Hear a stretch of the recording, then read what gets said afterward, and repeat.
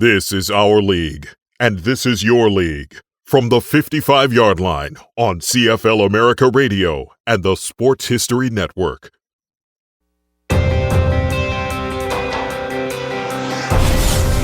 This is a league of A's and BCs. It's green and red and gold and black and blue. This is a league with 2 official languages and many unofficial languages. It's East versus West, wheat versus iron, love versus hate. This is a league where superstars are extraordinary and ordinary at the same time. It's a league of ice, of fog, of mud and wind. And for one Sunday in November, it's the nation's glue. This is a league as diverse as a country, a league of Jacksons and Kwongs, Johnsons, Moscas, O'Sheas, and Haji Razulis. This is his league, her league, their league, and their league. It's my league, and it's your league. This is our league.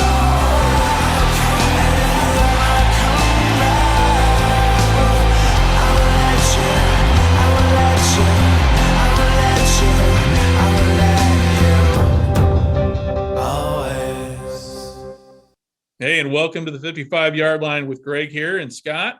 And we just wrapped up a great interview with Paul Woods and talked with him at length about his book, The Year of the Rocket, and other things going on in the CFL world, including XFL rumors and such. So, but before we get to that, Scott and I are just going to talk real quickly here about the playoffs this past weekend and kind of give our Grey Cup predictions. So what say you? Yeah, that's right. If I remember correctly from the Twitter feed, you didn't get a chance to see much. I didn't see either one because I don't get ESPN News. Even though I have the ESPN Plus app, you've got to have the subscription if it's on one of their, channels or whatever. So yeah, I didn't get to see and I'm a Ticats fan, so that kind of sucked to not see them. And then the second game, I was at a G League game, so I couldn't have seen it anyway. But yeah. Well, glad that the Ticats are in it. It was, you know what? I mean, the game started, the way the Argonauts were playing and actually the way the Ticats were not playing, by halftime, I'm like, hey, the Argos are going to win this thing. And the Ticats came roaring back, literally and figuratively. And, so it was a great game.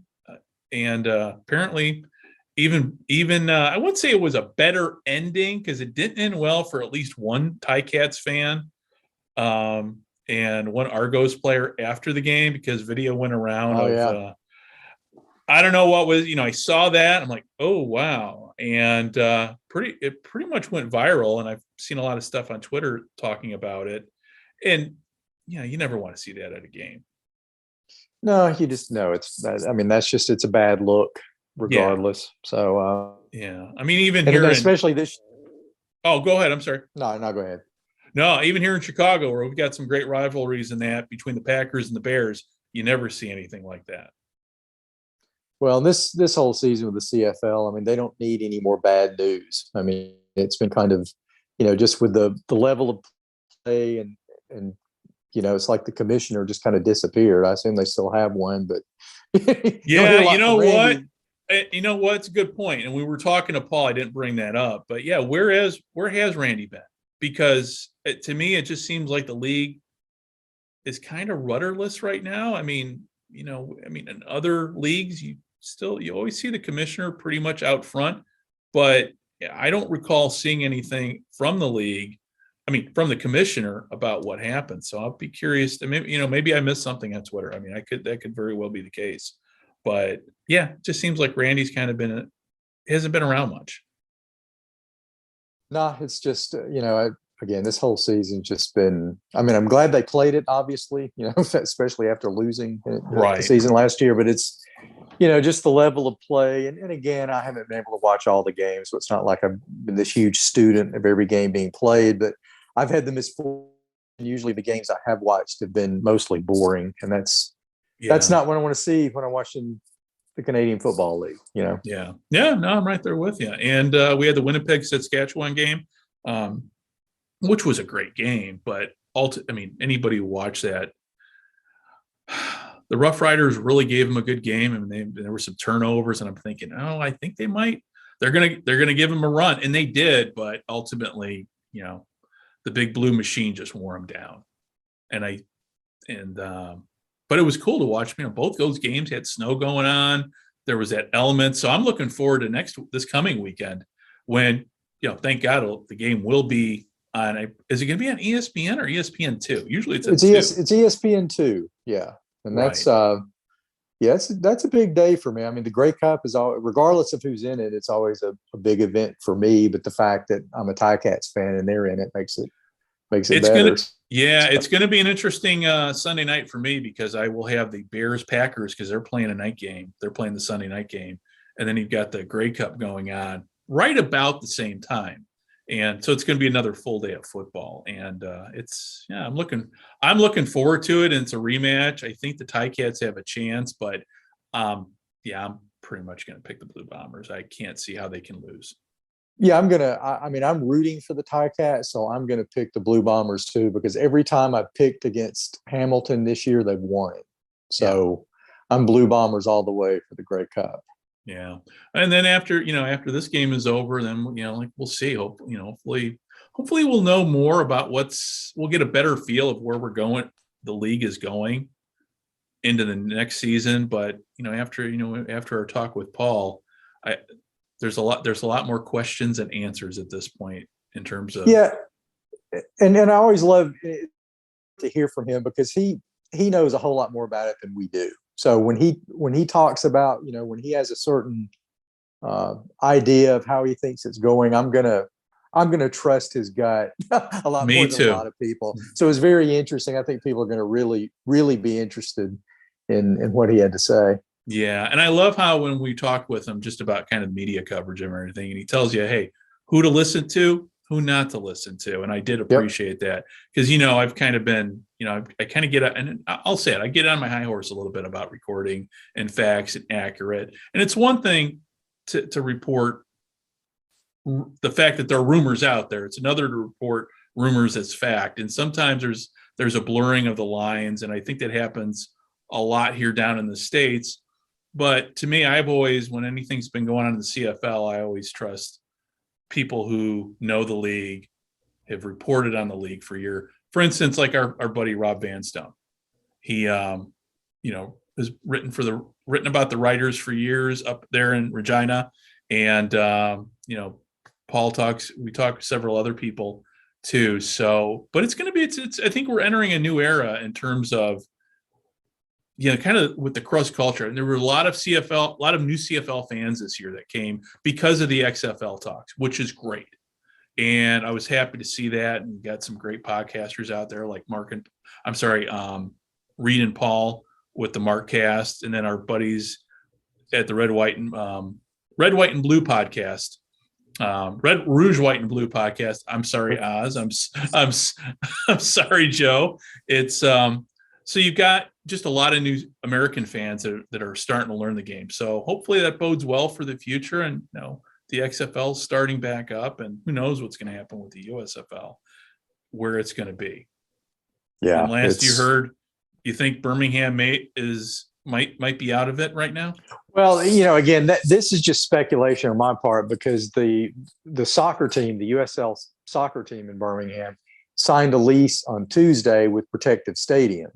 So I'm just assuming because, the USL Stadium in a non-pandemic year starts in March. So they would be playing the same time the new USFL plans to play. Obviously, they're going to look for home dates. And since they're the primary tenant, I don't know how the USFL could use it as a hub to work around the soccer team schedule. Now, they could play at Legion Field. Well, that's what I was going to ask you. Could they just do the whole USFL season at Legion Field? Yeah. I mean, they could do that. But, my question is, city leaders were all hyped up about it and saying that an announcement was imminent. And that was more ago, and just nothing. I mean, there's been absolutely nothing. And that's a red flag to me. Yeah. I mean, you'd think they would at least say, look, we're still negotiating. This is what we're doing. And it's just, I don't know. It just makes me wonder if, maybe Fox decided to do something else. I mean, since this first season's basically just going to be a job fair TV deal anyway, you could, hold it in some small stadium and just stage the games there. Yeah. And too, I mean, when you and I both know when you have stuff come up like uncertainties, it does in a way kind of it solidifies the fact that the USFL is going to be minor league football. Period. Yeah, and in my thing, I mean, whether it's the USFL, XFL, Major League Football, whatever, blah, I want them all. I've said it a billion times. I want them to succeed. I wish them the best. Yeah. But with Birmingham trying to put all this money out there, I don't want to see Birmingham left holding the bag. So if there's any question about what's going to happen, I would rather Birmingham not be the hub and not be left with all this money spent on something that may or may not last, Right. So, but that's just me. That's just one guy's opinion. Oh yeah, no, but I agree 100% with you. It's So, all right. Well, it's going to be interesting to see where we go into the new year in 2022 with not only the USFL, with what's going to happen with the CFL, but obviously, the XFL is starting to ramp up, which is good to see. It's nice to see that there's a timetable and things are starting to take place. And it's kind of funny to me that their training camp, I believe, or their combine is going to be in June of next year, which is right in the middle of the USFL season. So that's kind of funny. Yeah. Yeah. Well, I mean, there's a lot of football guys out there who want to play football. So, maybe I think, possibly, and we talked, I've mentioned before, paradigm shift coming. Maybe this is all part of it. And, maybe in 2023, even though they called off talks, maybe we'll have a combined league or something with CFL, and who knows, maybe the XFL will buy the USFL. I mean, so many things could happen between now and then. And we could still be wearing masks and getting booster shots for, another unnamed variant out there too. So there's a lot of things coming down. But the one thing that is coming down for everybody, we're going to be talking with Paul Woods here at the end of this. But actually, before you listen to Paul Woods, I'm going to toss something in there that I know everybody will enjoy about John Candy and the Argos. And then after that, it's our talk with Paul Woods. And buddy, until next year, have a Merry Christmas and a Happy New Year. And obviously you and I will be talking quite a bit on Twitter in the meantime. Sounds good. Happy holidays, folks. All right. Hey, everyone, have a good one. And to all our friends out there, we'll talk to you soon. Bye-bye. At the Sports History Network, we're all about sports yesteryear, and so we're so pleased to introduce you to Row One, an online memorabilia gallery and shop that brings you sports history to life anywhere. The Row One gallery includes over 5,200 gorgeously reproduced prints of team posters, game program covers, game tickets, advertisements, and more in baseball, pro and college football, pro and college basketball, and more. And any gallery item may be printed in a variety of sizes on wood, metal, canvas, acrylic, or poster paper. And in Row One shop, check out the thousands more of unique items with the retro and historical designs dating back to 1876, including t-shirts, long sleeve shirts, phone cases, mugs, blankets, pillows, towels, and even shower curtains. Go to sportshistorynetwork.com, ROW1, for access to the full Row One catalog and for gallery prints and gift items, plus get a 15% discount off all prints on the Row One Pictorum Gallery with coupon code SHN15. Follow the link on the show notes.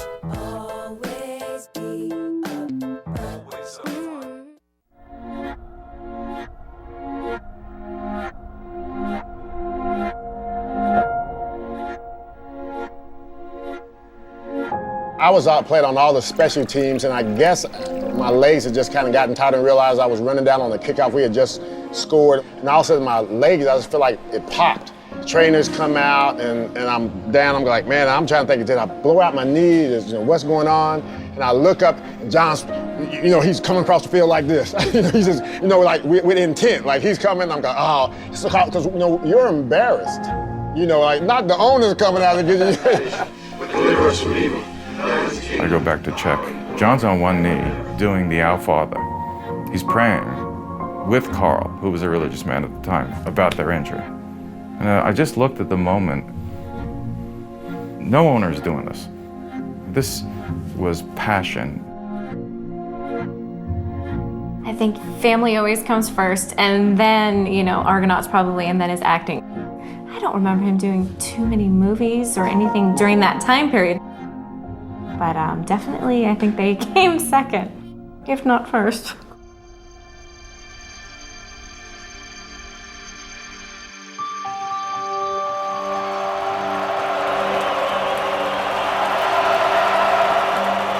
He really did live and die double blue. I might have been one of the last persons to talk to John before he passed away. He called to tell me that the team was going to be sold and they would no longer be involved. They decided to pull out his partners. Did you get the sense that he was sad? Oh, absolutely. He went along with the decision, but yeah, he was sad. I get on the plane that morning, I fly up to Vancouver, and it comes over on the radio that John Candy just passed away that morning down in Mexico doing his film. And I had to stop the car and pull over to the side of the road. I just couldn't believe it.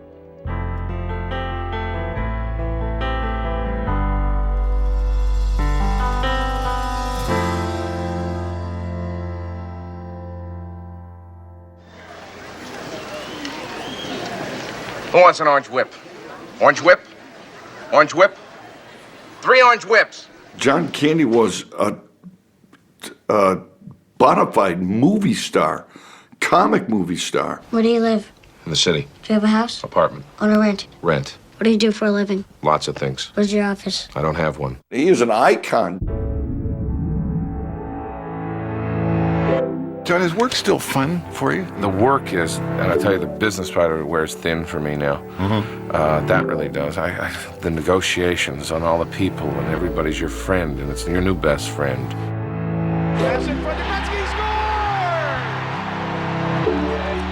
I'm going through that point in my life, I think right now I'm sort of cutting back and reflecting and looking back.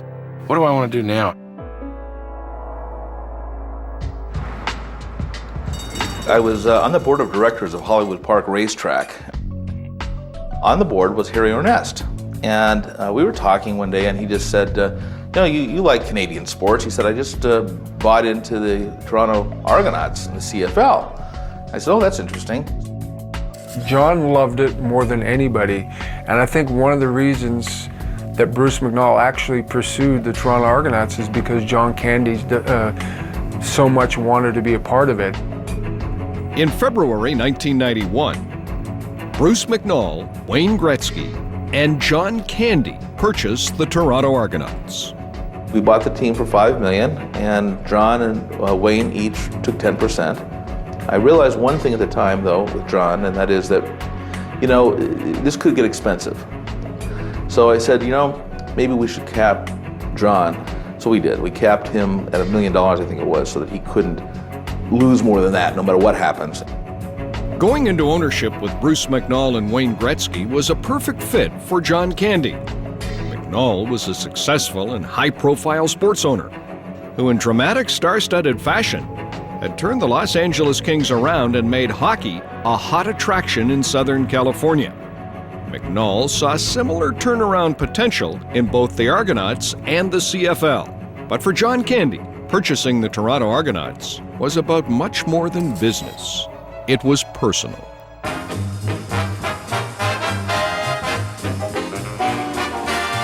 When we first started Second City, we used to call John Johnny Toronto.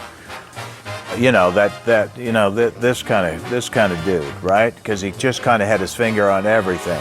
And that character kind of morphed into Johnny LaRue. 12 noon, I'm Johnny LaRue. John buying the Argo was that we told him, John, you're actually now turning into Johnny LaRue.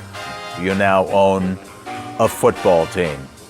It was just kind of like this Argonaut tidal wave kind of hit our family. You just see there was excitement all around about it. It got to the point where on my mom's birthday we had a Rose Bowl, so we would actually create our own football teams. We'd get everyone, we'd get jerseys made, and we had teams and we'd play together. how great is it he becomes an owner of his hometown team? Just think about it. How great is that? So he just loved it.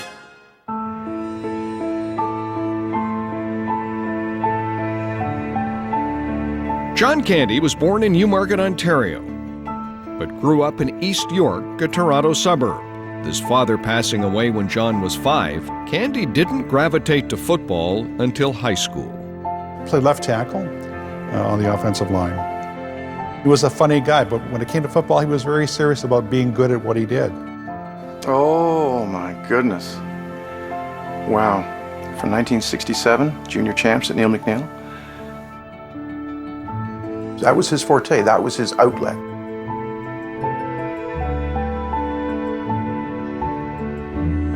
Toronto on the Hamilton 26-yard line. Cookie Gilchrist, Dick Shadow, they were our football heroes for sure. John definitely had seasons tickets. That was a quasi-religion for him, going to Argo games. He wanted a career in football.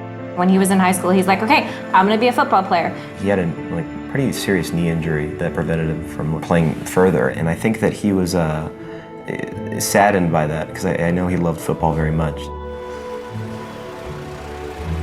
I had started a talent agency, and we had opened an office right across from Eaton's College Street.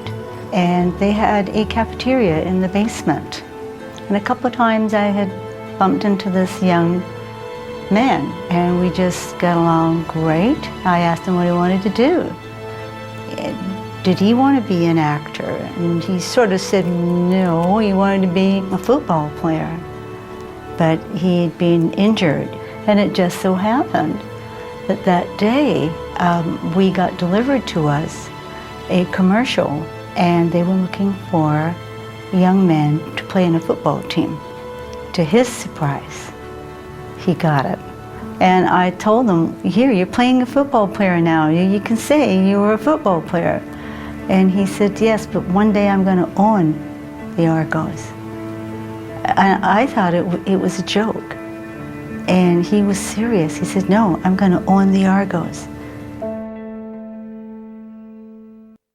It's become the National Football League's rite of spring.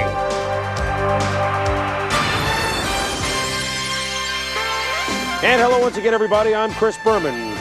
Last night, Rocket Ismail decided to lift off and land as a member of the Toronto Argonauts of the Canadian Football League. In 1991, Raheem the Rocket Ismail out of the University of Notre Dame was the projected #1 overall pick at the NFL Draft.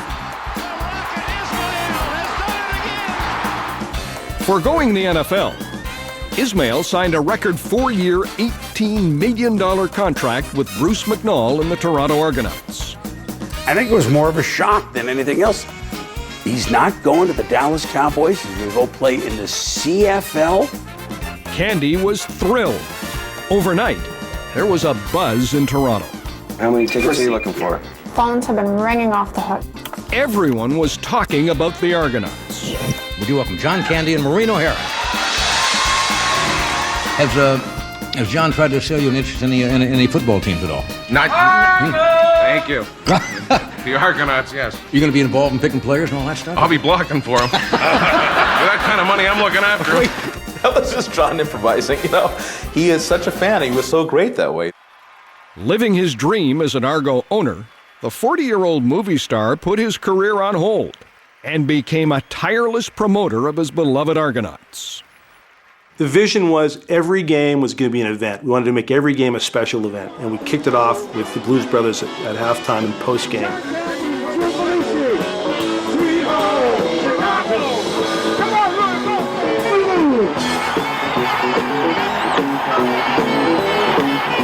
First of all, I would wax his car and do his lawn if he asked me, okay? That's how loyal and how much I love this man. He said, hey, Jimmy, you want to come up with a jet with me and Wayne and Bruce and a bunch of people for the opening of the Argonauts game? I went, when's the date? It was so exciting to have everyone talking about the CFL again. Mainly I was there because John was my friend. That's why. Yes, he lived in LA, but he really loved being Canadian. I think that was his passion for, being a part of this team. He wanted to bring his friends up there and show them a good time and also show him what he was, proud of. It was showtime every week. It's the Sky Dome, when the roof opened, baby, it was showtime. I remember the league needing a shot in the arm, and they absolutely provided that. It was the place to be. We came to see the show. All these seats used to be empty last year. You know, the major movie star who would go to every little nook and cranny to sell not only the Toronto Argonauts, but the whole CFL. All of Vancouver HB there? Yeah. We toured the country. We went to every CFL city. And he was flying around on his own nickel. At the time, the CFL had a rule that you couldn't lift the blackout unless it was a sellout. John would then do 24 hours of media, pleading to the fans, come buy a ticket, we're lifting this blackout. Thank you all for showing up. It's terrific. There are tickets still available. We would get up at 4 o'clock in the morning, and we'd get in the car and we'd drive to every morning radio show. John Candy, who's been signing autographs for the last hour or so.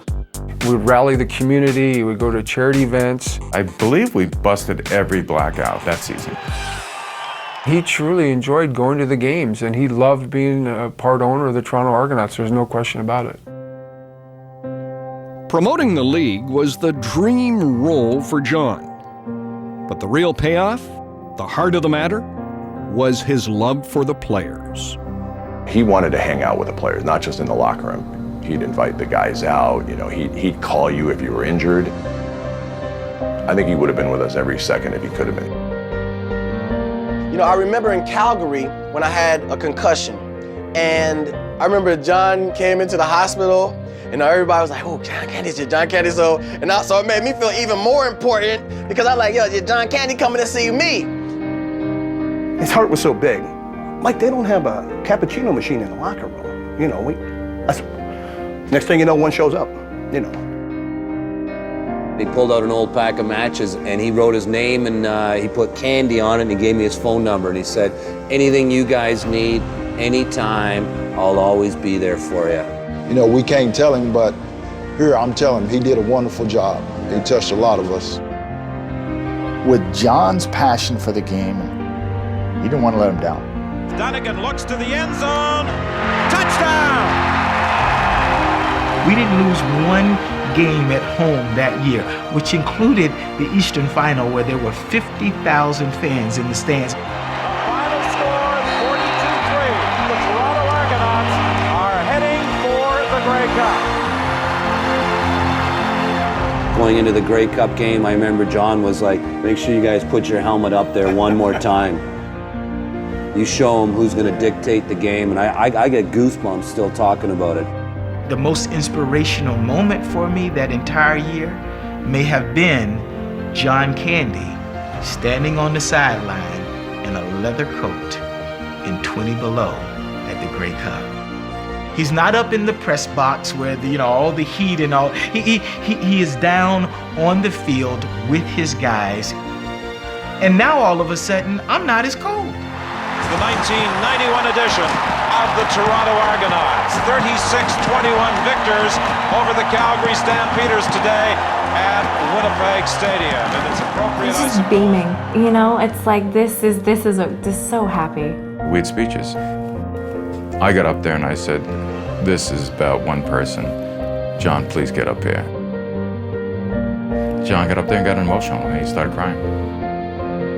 To own a team and to see that team in one season go from, I wonder how they'll do, to winning the Grey Cup was as thrilling for John as anything could have been. We had the parade downtown, and it was just like, man, everybody was so happy, and man, I just remember jumping on his back and hugging him, man. He wanted to do something special for the city, and he was actually able to accomplish it and to be a part of it. It really made me feel good. The pride that he must have felt as a local boy, hoisting that cup, the parade here, that must have been huge for him. 91 was unbelievable. He brought back the passion, the glory of the Toronto Argonauts and of the CFL.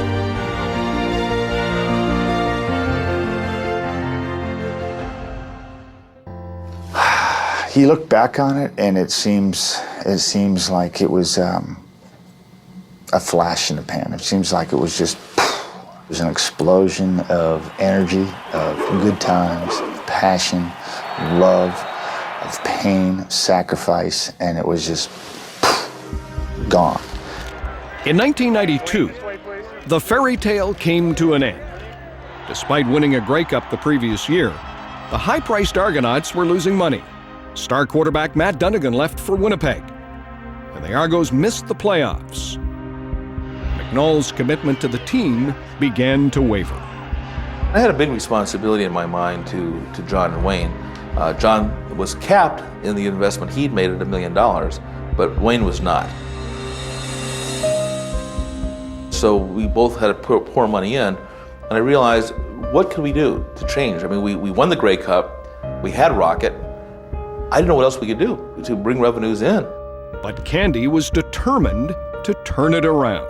I was always looking at angles to try and boost, ticket sales, or just keep, morale going in the stands and on the field. The Rocket left for the NFL, and during a 3-win season in 1993, Candy uncovered a heartbreaking truth. Do I remember the last time I saw John? Yeah, John and I had a difficult conversation, actually. John was not aware that Bruce had asked me to find a buyer for the team. John felt that I betrayed him and the trust of the club. At the time, I was doing what my boss told me to do. I talked to John about this, but we said, John, we're gonna have to do something. And it had a lot to do with my own financial situation at the time, because I had major debts out there, trying to find a way to cover everything. CFL was one of the assets. It was losing money. As many assets as I had, a lot of it was a house of cards. I knew when money from our ticketing office was going to LA to pay hockey bills. There's something going on. John was emotionally invested. He didn't want to sell. He was passionate about it. It meant everything to him. He knew what had to happen. He understood the issues. Emotionally, though, he wore his heart on his sleeve. And the Argonauts were a part of his family. And for him just to walk away from a family member, no, it wasn't going to happen with John. I could definitely tell when they were in financial trouble, he was having a hard time with it. It's a Simon and Garfunkel reunion concert, December '93. At that point, John was having what he called panic attacks. It happened maybe a couple of times that night, where we would start walking off the stage, and then he would have to stop, and I would just look over and go, "Panic attack?" And he'd go, "Yeah." Those last few times that I did see him, he was flying in really tight schedule, coming in just for lunch, and it's like he had a lot on his mind. The team was sold very quickly, and I think he was in Mexico shooting the film when that did happen. He got a phone call from Toronto, and they'd been told that the team was sold. I know that really hurt him. If there's any memory of it, is he had love for that team and every player on that team. I wanted to call him. It was actually the night before he passed, and he liked the support. And I decided not to do it. I thought, I don't want to bother him in case he's sleeping or he's resting. I feel really bad that I never made that call. Good evening. It was news that caught everyone off guard. The laughter stopped, and there were more than a few tears. Canadian actor John Candy has died. I remember I was at work, and I thought my brother was kidding because he called me up on the phone. And I said, man, quit messing around. He said, no, I just heard it on the radio. You think about how many people have the opportunity to help people, but don't. And then you think about somebody who goes out of their way and doesn't have to. And so that's why it was so powerful, like even now.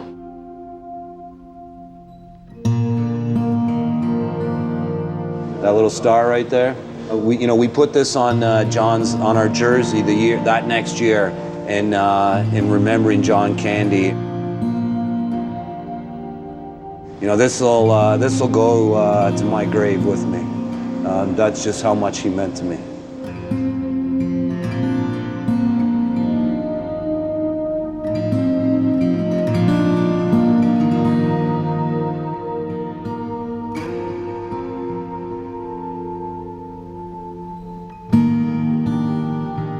The only regret I have is that my fiasco that I created brought the whole thing into a mess where I had no choice but to sell it.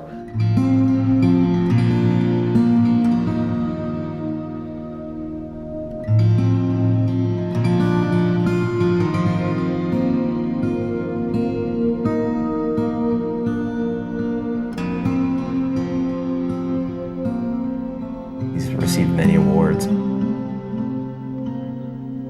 I think there wouldn't be a higher honor for him. He'd love it. For him to get his name finally put on it was, a very big deal for us as a family, and I know that he's somewhere, smiling because of it. I think with anything in life, if you loved, you don't care if you get paid or not, because you love doing it, because you have that passion for it. If you don't, if it's a job, then rethink it. If it's, I think anything you do, you have to do it from your heart.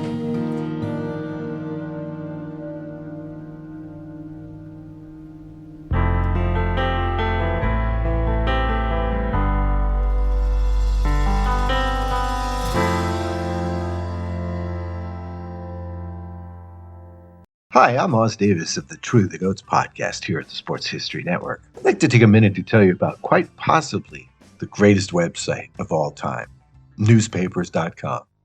If you're listening to this podcast, or any of them at the Sports History Network, you're probably into sports history. And you probably also know that for learning about anything prior to, say, 1990 online, the typical search engines like are nearly completely useless. But then there's newspapers.com. Newspapers.com gives you access to over 640 million pages worth of news from North America, Britain, Ireland, and more, dating from 1798 to last week. Do up a search for Super Bowl I, the 36th Berlin Olympics, Wayne Gretzky's first game, whatever. Newspapers.com takes you there with historical flavor that search engines like just don't give you. And now, get a free 1-week subscription to newspapers.com by visiting sportshistorynetwork.com/newspapers. With a paid subscription, you'll also be helping to support the production of this podcast and other Sports History Network shows. That's sportshistorynetwork.com/newspapers. Newspapers.com. Way better for searches than you know what I'm talking about. Hey, welcome, Paul. Thank you very much for joining us today. Thanks for having me, Greg and Scott. Nice to be here. Guys, just I talked to Greg earlier. I read the book, and of course, Greg and I both collect all kinds of sports books. We have whole libraries. And one thing I'll say about your book, most of the books I've read, I've enjoyed, but a lot of them, I just kind of put them away and don't worry about them again. Your book is a book that I'm going to go back and read over and over again. It's one of the most fun reads I've ever had. It's just so well done. And I'm not just saying that because you're here, but it probably means more since you are here to say it in front of you. Well, thank you very much, Scott. I much appreciate it. It's thrilling to hear that it resonates with readers, and particularly with somebody like you who has written at least one book as well, which I very much enjoyed, by the way. So thank you very much. Yeah, it was fantastic. And there was just, everything. Obviously, if you're a football fan, a CFL fan, you're going to love it. But there's just so much there with the entertainment angle and everything. There's entry points for all sorts of different kinds of people. Yeah, well, you can tell why I wanted to write it, right? Because of the fact that it's such a massive, broad, sweeping story with so many angles that go beyond football, and the football angles are amazing too, right? So there was so much there. It was definitely worth doing, and it was worth every effort I put into it. Yeah, and I mean, you crossed. I mean, talking about that, I mean, literally, you're crossing the continents, you're crossing sports, and you know, the great part about this, obviously, to me, is as I was reading it, going to the John Candy parts of it too, and how has the reception been? How has the reception been of the book in Canada? Are you getting a lot of when it came out? How are sales? I guess in a way, how are sales going? Things going? Yeah, good? apparently very well, Greg. I mean, I've been told by the publisher that they're into a second printing, so that's obviously very positive. Oh yeah, that's great. We apparently got pretty good traction in the States. I heard something to suggest that there've been something like 1,000 or more copies sold south of the border, which is fantastic, because obviously it's published by a Canadian outfit, and the bulk of the publicity was up here. So yeah, it's great. I mean, I've had nothing but positive feedback. A number of outlets have reviewed it, in both Canada and the U.S. I got lots of press coverage right. in print, on radio, in podcasts, and so on. So yeah, so far so good. I mean, we're in that last push before Christmas, and hoping people that are going into stores looking for a sports book for their dad or their uncle or their brother will find it. Right? It's that's what. The big bookstore up here, Chapters Indigo, told the publisher back in the spring when it was still kind of being they were in the process of sort of finalizing the design and everything, that they thought it was a great Christmas book for dad. So I could live with that. If a whole pile of dads get it for Christmas, that's fine with me, right? Well, I'll keep pushing the John Candy memes out with your book. Absolutely, with your book. Yeah, now the one with John holding the book, it's an absolute classic. I had to save that photo. That's just a beautiful picture, man. Well, you know how I am with the memes, and I was just sitting there one day and I'm like, wait a minute, why? Oh, this is too perfect. And so that was kind of the genesis of it. I think I was doing memes and respond to something else, and it dawned on me, why am I not putting Paul's book front and center on that? So that was the whole genesis of that. Well, you did a great job. Like you got the fingers holding the book and everything. It's fantastic. and with the reception, so with Toronto back in '91, and do you see any parallels from where things were in '91 to now? And I know, without getting too much of what might happen in the future, but to me, when I read the book, it was almost like I kept referring back to where we're at now, and I do see some parallels in terms of the CFL was not in the greatest shape back in the early '90s, and what lessons were learned during that period of time, do you think, that are applicable to kind of where we're at today? Well, that's a great question. Certainly, there were some parallels. I mean, you're right, and I get into this to some extent in the book about the fact that the league was in pretty dire straits in a number of its markets at the time, and interest had been declining in Toronto for most of the previous decade. I mean, the interest kind of peaked. In terms of attendance, it peaked in, I believe, 78 in Toronto, but interest was still high into the early 80s. I mean, the 83 Eastern final between the Argos and Tiger Cats, or the same that played this past weekend, it had 54,000 people at Exhibition Stadium. So the building was full and the place was rocking, and interest was really high then. The Argos won the Grey Cup the week after, but from that point on, oddly enough, the interest sort of gradually declined from 84 on, and by 1990, they were in this great giant new stadium, Sky Dome, and they were not coming close to selling it out. They were averaging, the official average, I have to go back and look at the numbers in the book, but I think the official average in 1990 was 32,000, but nobody believed that. It was more like 20 or 22 actual bodies in the seats. By today's standards would be really great, but at that time was seen as a big disaster in a 54,000 seat stadium. I mean, the one thing that I guess is probably different from then to now is that even though interest had been declining in the Argos over that decade, nobody seemed to think the Argos were the biggest problem in the CFL. And right now, I think you can find a lot of people that would say the Argo franchise is the biggest problem in the CFL. Back then there was a bankrupt team in Ottawa, and Hamilton was drawing 11,000 fans with an owner that desperately wanted to get rid of them. BC Lions had been through a succession of owners and were struggling to find one. We just got a few years removed from Calgary Stampeders almost going out of business.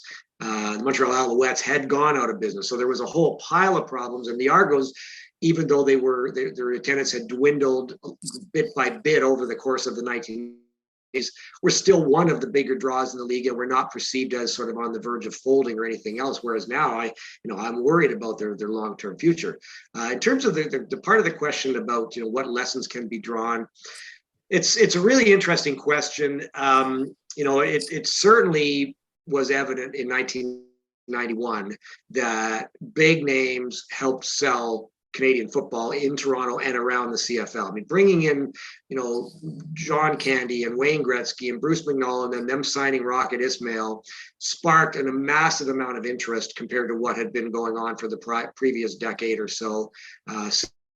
Since last time big names had been brought up to the league, which was 81, with Vince Ferragamo coming up from the Rams and some other big name NFL players, Billy White, Shoes Johnson, and so on. That was really the last time there'd been big names brought into the league.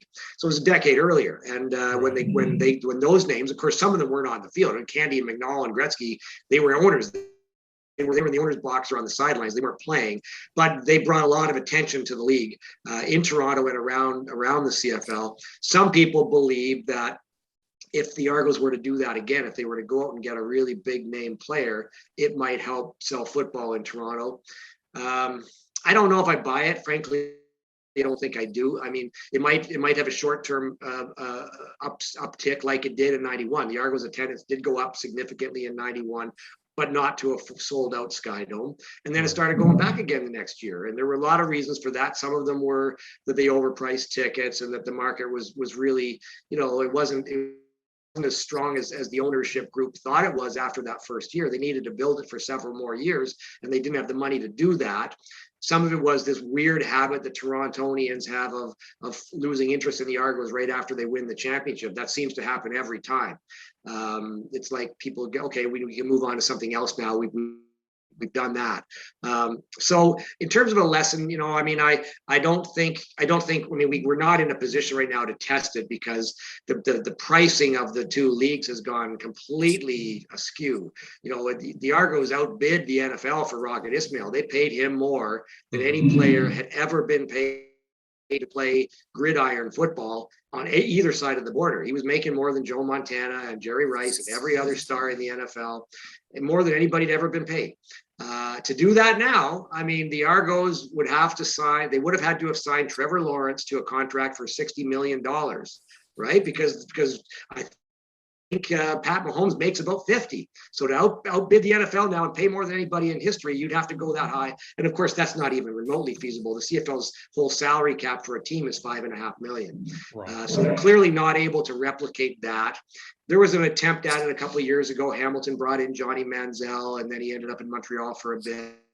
And there was some belief that would spark interest. There were people, certainly there were fans online saying the Argos should go get Manziel and put seats in BMO Field. I didn't buy it. I still don't buy it. I'm not sure there's an NFL star short of Pat Mahomes or Trevor Lawrence or somebody of that ilk who you could say confidently would put people into the building. And so we're not going to see that. And I think the lesson that I would say didn't necessarily arise out of 1991, but that I think in the context of 91 makes sense now is that the Argos are in a struggle here in this market. The market's gotten more complicated. Back then there were only 3 teams: the Blue Jays, the Leafs, and the Argos. Now there's 5. There's way more entertainment options here. The market is just way harder to crack than it was in 91, and it was hard to crack in 91. Those guys brought in Rocket, they did a lot, and they still couldn't sell the building out. And then next year attendance went down. This is a really tough market for Canadian football. It was tough then, and it's tougher now. And back then, when in 91 you had one person who was really was a one-man marketing crew. And tell us about that, and just in terms of his impact back then on selling the Argos. Because, I mean, that was one of my favorite parts of this book, was reading about John Candy and his commitment. Because to me, he came across, I could identify, I think all of us can identify with John Candy and the passion that all of us have for not only our favorite team, but also our favorite league. Yeah, well, it's true. Candy is basically the star of the story. I mean, he's the hero. He passionately loved the Argonauts, and he worked his ass off in 1991 to promote the league and the team. And he was loved across the country. Everywhere he went, people went berserk. And that's also, you know, one of the things that when you think about now is there even an equivalent of a John Candy in existence? I don't think there is. I mean, there's nobody that's universally loved the way that John is, I don't think, right? And so there's no way you could find an equivalent now of somebody like that could come in and just instantly energize the entire country. I mean, it wasn't just Toronto. It was the whole country was just crazy about the fact that here's Uncle Buck. He's at our stadium, and he's not only at our stadium, but he's here the day before the game at 5 a.m. He's on radio in Regina, got every station in town saying, buy tickets to tomorrow night's game. We need to see you out here. This is a great product. It's a great league. We're going to have a big game. So yeah, he really was the marketing machine. And, you know, he ended up having to do more of it maybe than he expected, because the guy that they thought would be able to do that, which was Rocket Ismail, was not well suited for that particular task, as they found out pretty early on. And so, I mean, I'm guessing John probably done it anyway. I think that first year, I think he had every intention from the moment he got on board with the ownership group. He had every intention of, I'm going to take this thing as far as I can take it. I am all in. So he would have been regardless. But I think he was as stunned as everybody else, as stunned as McNall and Gretzky were to discover that Rocket was not comfortable talking to reporters and was not comfortable being in the spotlight. And so it was good that John was there to sort of step into the breach. But you know, you're marketing a guy who actually is wearing a suit on the sidelines. He's not the kind of person that a kid's going to put a poster of an owner on a sideline, right? They want a poster of the guy holding the football in his hand and racing down the field. So it, you know, but you're right. John's such an important part of the story. And my favorite parts of the book are the John Candy sections. And there's a whole chapter about John, but he factors into several chapters because he was so important to the story. And, you know, sadly he ended up dying, you know, right after the whole thing ended, basically. So. Well, the thing about him too, which I love so much in the book, is you see whether it's an entertainer or a sports figure, you hope they're a certain way, and you don't want to find out anything bad about him. Right. Well, you don't find out anything bad about John Candy. I mean, he really was just the good dude that you saw on screen. Yeah, it's almost everybody I interviewed. I spoke to more than 100 people for this book, and almost all of them had one-on-one time with John at some point during that year or during those 3 years. And nobody had a bad word to say about the man. I mean, so a few people did say that he party, right? He could drink. He closed the bar. He drank a lot and he smoked a lot. There's no secret of that. But nobody ever saw a bad side of John Candy. I had one player tell me one anecdote about how there was one time he was out in public at some function and some fan was really getting on was really pestering him, and John like threw a look at one of his aides like, get me out of here. And that's the worst thing you heard about John, is that he just wanted to be taken away from an annoying fan. And most of the time he embraced the fans. He bought them drinks. The night before the game in Regina, after he'd been up at 5 a.m. doing radio, and then he probably played golf in the afternoon, and then he goes to the bar in the hotel that night, and he closes the place with a bunch of Saskatchewan fans, right? So he really was what we thought what we would like John Candy to be, having watched all those movies. Scott, that's exactly what he was, right? Yeah. And I am glad. I really felt I had a kind of a solemn mission here to make sure that John was portrayed that way, because like I say, if you talk to 100 people and you hear that, you know it's true. And the only book that's been written about John that I'm aware of is pretty nasty.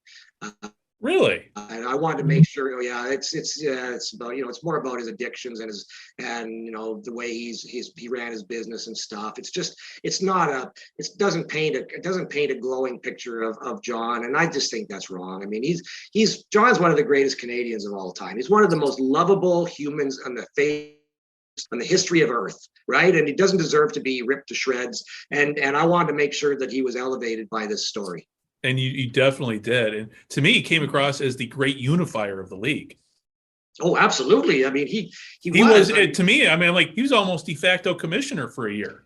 Well, yeah, he became the chairman of the expansion committee, and they ended up expanding for 3 years into the U.S. and that was driven by the McNall Group. But John found the new owners of the Ottawa Rough Riders, the Gleibermans out of Detroit, and John was a driving force in some of the other owners that came up here. He was he really was. And there's an interesting story in the book about the Gleibermans, how they were looking at buying the Hamilton Tiger Cats, and when John found out about it, he was furious because the league at that point owned the Rough Riders because they'd gone bankrupt, and so he says, why are you guys not looking at buying Ottawa? And Lonnie Gleiberman says, well, we were directed towards the Tiger Cats by the commissioner, and the commissioner got pushed out of that thing pretty quick. The Argos brokered that sale, and next thing you know, the Gleibermans bought the Ottawa Rough Riders, which needed to happen. Gleibermans are not a well-loved family up here. They did some crazy things over the years with owning the Rough Riders. They later owned the Shreveport Pirates, and Lonnie is kind of a character, right? But the fact is, they brought some money into a team that was bankrupt, and it needed to have a savior, and John Candy brokered that deal. So you're right. He kind of was the de facto commissioner in a way for that first year. Yeah. And with Bruce McNall, now I know you talked a lot. You talked a lot with him for this book. For those who don't know, I mean, when you talk about how he kind of started, if I understood it correctly, he started out as basically a coin collector, and that's where the empire started that eventually fell. Yeah, that's right. I mean, the story goes that he was in a coin shop as a teenager and saw a coin that was like, I don't know, 2,000 years old or something. And it was like, it cost a couple of dollars. And he couldn't believe that you could own something 2,000 years old and pay only $2 for it, or whatever the amount was. It was some insignificant amount of money for this old ancient coin. And that led him to start looking into, antiquities and ancient coins in particular. And of course, he ended up doing some pretty sideways things, like smuggling coins out of Europe in his pants pockets on planes and things. But he parlayed it all into a fortune eventually. At least, well, it was a fortune, but a big part of that fortune was achieved by duping investors, gullible investors who just thought Bruce really was a zillionaire with a Midas touch. And everything he touches turns to gold. Well, it turns out everything he touches was money that somebody else had paid him on false pretenses, basically. But yeah, he's an interesting part of the story. And of course, Bruce admitted to me that when he came in to buy the Argonauts, that he had an ulterior motive. He wanted an NFL franchise in Toronto. He thought he'd get the rights in Skydome and do that, so he made some efforts to do that. There was a lot of Bruce is a very interesting part of the story too. He's a lovable con man. He is a con man, but he's a very lovable guy, right? And Gretzky still likes Bruce. Players, Carl Brazy still likes Bruce. I mean, these guys, nobody really had much bad to say about Bruce, despite the fact that he basically ripped off, banks and investors to the tune of $250 million. Brian Cooper, who was the chief operating officer of the team, is mad at Bruce because he got fired and didn't get paid out. And he tells a pretty funny story about, seeing Bruce years later at a Super Bowl party at Wayne Gretzky's place, and Bruce Bruce, affable, gregarious. Hey, how you doing, Brian? Never sorry I didn't pay you, nothing like that, right? So, but everybody else pretty much says Bruce is Bruce, and Bruce was being Bruce back then, and we all just loved the guy because he's got a big goofy grin. He looks like Fred Flintstone. And everything he did seemed to be successful. We found out partway through the ownership of the Argos that everything wasn't successful. It was all a house of cards that he built on, one set of loans on another set of loans on another set of loans, and the walls started closing in. about the second year of his ownership of the Argos, and by the third year he was desperate to sell the team because he needed the cash flow. Right, and the Kings were. I mean, he had the Kings going in L.A. too, and that was. It sounded to me, and if it sounded to me just from reading your book, that he was using the Kings to keep the Argos afloat. Well, yeah, you know, it's funny because there were some people in Toronto that thought money was being funneled from the Argonauts down to LA, right?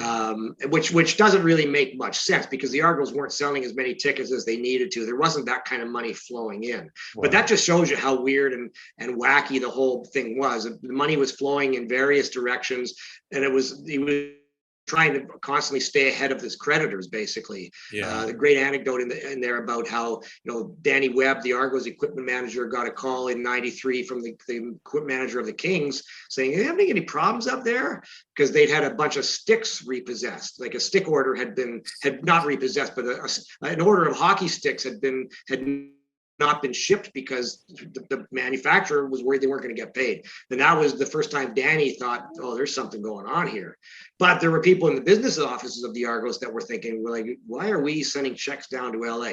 What I found out in the book is that it was more Brian Cooper was on the phone to LA saying, we need money. You got to float us more. We can't run this thing. And they weren't paying their bills, right? There were suppliers in Toronto being stiffed by the Argos, which damaged the brand, and maybe in some ways damaged the brand immeasurably, at least among those individuals or businesses. They probably never did business with them again, right? Right. Obviously I'm a Matt Dunnigan fan because of the '95 Barracudas, the one and done season there. But, I'm reading about him in your book, which is interesting, but then it leads me down the rabbit hole, which I'll call the Ballad of Ricky Foggie. I mean, that was such a great story about him. And I was completely unaware of how all that played out, but everything from, not getting the start because of, all the shooting up of Matt's shoulder or whatever, to when Mark Rippon is being paraded as the new quarterback while he is the quarterback. I mean, that was kind of just a sad time, when you look back on it, because the dude did everything he was asked to do. I sure did. I mean, Ricky, they would not have got to the Grey Cup in '91 probably if it were not for Ricky Foggie, because Dunnigan was hurt a lot. He kept getting injured and going on the shelf for game after game. They brought in Foggie in midway through the 1990 season because Matt and other quarterbacks were hurt, and he instantly started tearing it up. I mean, he lit the place up. There's a game in 1990 where he threw 7 touchdown passes and ran for 100 yards. I mean, that's never been done in pro football anywhere, as far as I can tell. They won. The Argos were 13-5 in 1991 in the regular season, and I think Foggie was the starter for 10 of the 13 wins. Something like that. And so, and then he had to sit on the bench. He had to take a back seat. He'd never got on the field in the '91 Grey Cup, despite the fact that he played the vast majority of the snaps that year. And he expected to play the Grey Cup because Dunnigan fractured his clavicle the week before in the Eastern Final in 2 places and didn't pick up football all week. He couldn't throw the ball. He couldn't lift his arm and didn't practice. He's in a sling all week long. And Foggie gets told the night before by Adam Rita, if the doctors say Matt can play, he's playing. And Ricky had to basically swallow his pride and accept it. And he, to his credit, he was an absolute team guy. He said to Rita, "Would you do it if this role was reversed?" And he said, "Absolutely." He said, "Okay, coach, then I'm with you." And then there's a great story in the book where in those days quarterbacks called their own plays. And Dunnigan wasn't calling one play that Rita wanted to call that involved him doing a fake handoff, a play action pass, where he had to sort of turn his back to the defense for a split second to sort of draw them into the running back. And he didn't want to do it because he was really hurt. And even though they'd shot up his shoulder, he was in a lot of pain and he couldn't lift his arm. And Rita said, "You either call this play or I'm putting in Foggie." And then he actually said, and then he said to Foggie, "Warm up." And Foggie says, "You're not going to do that. Why are you coaching?" He says, "Yeah, I damn well am. If he's good enough to play, he's good enough to do the play that I called." And you know what? Dunnigan loves Foggy. Foggy loves Dunnigan. They both love Rita.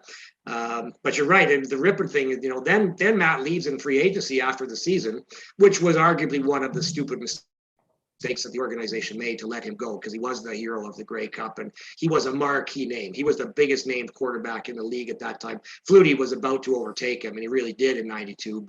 But Dunnigan was a name figure and a charismatic guy that could be sold, right? Good looking, big arm, all that stuff. Gunslinger, and they let him walk because he kept getting hurt, and they didn't want to pay him to sit on the injury list. And they're going, oh well, we'll give the job to Ricky. Well, look how great he did the last 2 years. Well, but as Matt says, and even Ricky would probably basically admit this, better suited as a backup. Better suited as a backup that you used a lot. He gave him the #1 job, and coming out of camp, all of a sudden Mark Rippon's there, the quarterback of the Super Bowl champion Washington football team. And he's on the sidelines in Skydome being touted as the next big name we're going to sign, while Foggy's leading his team to 62 points against the Lions. Like what a slap in the face that was. And then they just went downhill from there in that '92 season. But yeah, Foggy's a great part of the story, and he deserves recognition. I'm glad I was able to write a lot about Ricky, because he might be forgotten, right? He was sort of, people would think of Ricky Foggy as a backup quarterback, because that's kind of what he was. And he played about 9 or 10 years in the CFL altogether. He even came back years. He was in Arena League for many years, and he came back to the CFL briefly, I think. But yeah, backup quarterback, guy with a huge smile on his face, but a humongously important part of the 1991 Argonauts, which was the greatest Argonauts team of all time. Ricky's right up there with Dunnigan and Pinball and some of the others in terms of importance to that team. So I'm glad I was able to sort of capture that in the book as well. Yeah, and to me, Foggy comes across as very much in that I want to say Don Strockmold guy. You can point to, get it done, and when I read your book, I kept reflecting back to my, back during the day, guys like Don Strock, and we've talked to Matt before. So Scott and I are, even more huge fans after spending time with Matt talking about his career. Yeah. When it came to pinball, I mean, you talk about pinball, I mean, there's so many characters, you don't get to spend a whole lot of time with each one. Obviously, Rocket's a huge part of the story. But in terms of pinball's impact on that team, not only for that season, but he's had since he got there, has had a huge impact on the team through the course of the last 30 years now? 32 years. He came up in '89, and he was in his pinball's greatest season. Arguably was the 1990 season, his second year in the league, his first year as a full-time player. He set the record at the time for the most all-purpose yards in a league with 33 in a season with 3,300. He was an unstoppable weapon, and he won the most outstanding player award that year. And then, of course, he's become the greatest Argonaut of all time since then, right? He went on to play a 12-year career. He twice broke the record for all-purpose yards that he'd set earlier, because they converted him to a slot back in the 96, 97 seasons when Flutie was there, and he became an unbelievable weapon as a pass receiver as well as a kick returner. And then, of course, in midway through the 2000 season, when he was in his 12th season as a player, they made him head coach, and he was actually a player coach for about a month before he finally hung up the cleats and took over the coaching reins. And he won a Grey Cup as a coach in 2004, becoming, I believe, the first black head coach to win a Grey Cup in the Canadian Football League. Now he's the general manager of the team. He's been the face of the franchise basically for 30 plus years. It's funny, in 1991, he was hurt a fair bit, and he ended up not being as gigantic a factor on the field as he had been in 1990 when he was the focal point of the offense. But he was a big, important part of the team, because he became the mentor on the field, mentor to Rocket. Rocket specifically says, it was his roommate, Carl Brazeley, and his locker mate, Pinball Clemens, that really helped him grow up to become the man that he is now. Pinball, unfortunately, he was hurting bad during that Grey Cup. He suffered a turf toe injury the week before in the Eastern Final, the same one where Dunnigan got his clavicle broken. Pinball on a great touchdown run suffered turf toe, which doesn't sound like a bad injury, but it's an incredibly it's bad. Oh, it's very bad, debilitating injury. In fact, he said he was all hurt all through the '92 season with that injury. Yeah. So in the '91 Grey Cup, Pinball had to become the most elaborate decoy imaginable. Calgary had to respect him because of who he was and what he could do, and they took their best defensive back, Daryl, and he shadowed Pinball the whole game, and Pinball ran decoy routes the whole game, including on that play action pass where Dunnigan threw the long touchdown pass to Daryl K. Smith. It was set up by Pinball faking a run into the line, and he only touched the ball, I think, 3 or 4 times in the '91 Grey Cup. He was not the factor that you'd think of, and he certainly was a much bigger factor in the '96 and '97 Grey Cups, but very important as a presence in the market, very important as a presence in the room, and very important as a mentor to Rocket Ismail. Yeah, and when it comes to Rocket, and I know you he didn't want to be interviewed for the book, and obviously the title is the Year of the Rocket. So let's talk about him coming to Canada. And he was only 20, if I remember the age. Yeah, he was 21, I believe. I think he turned 22 just before the Grey Cup in '91. So he was 21. Yeah.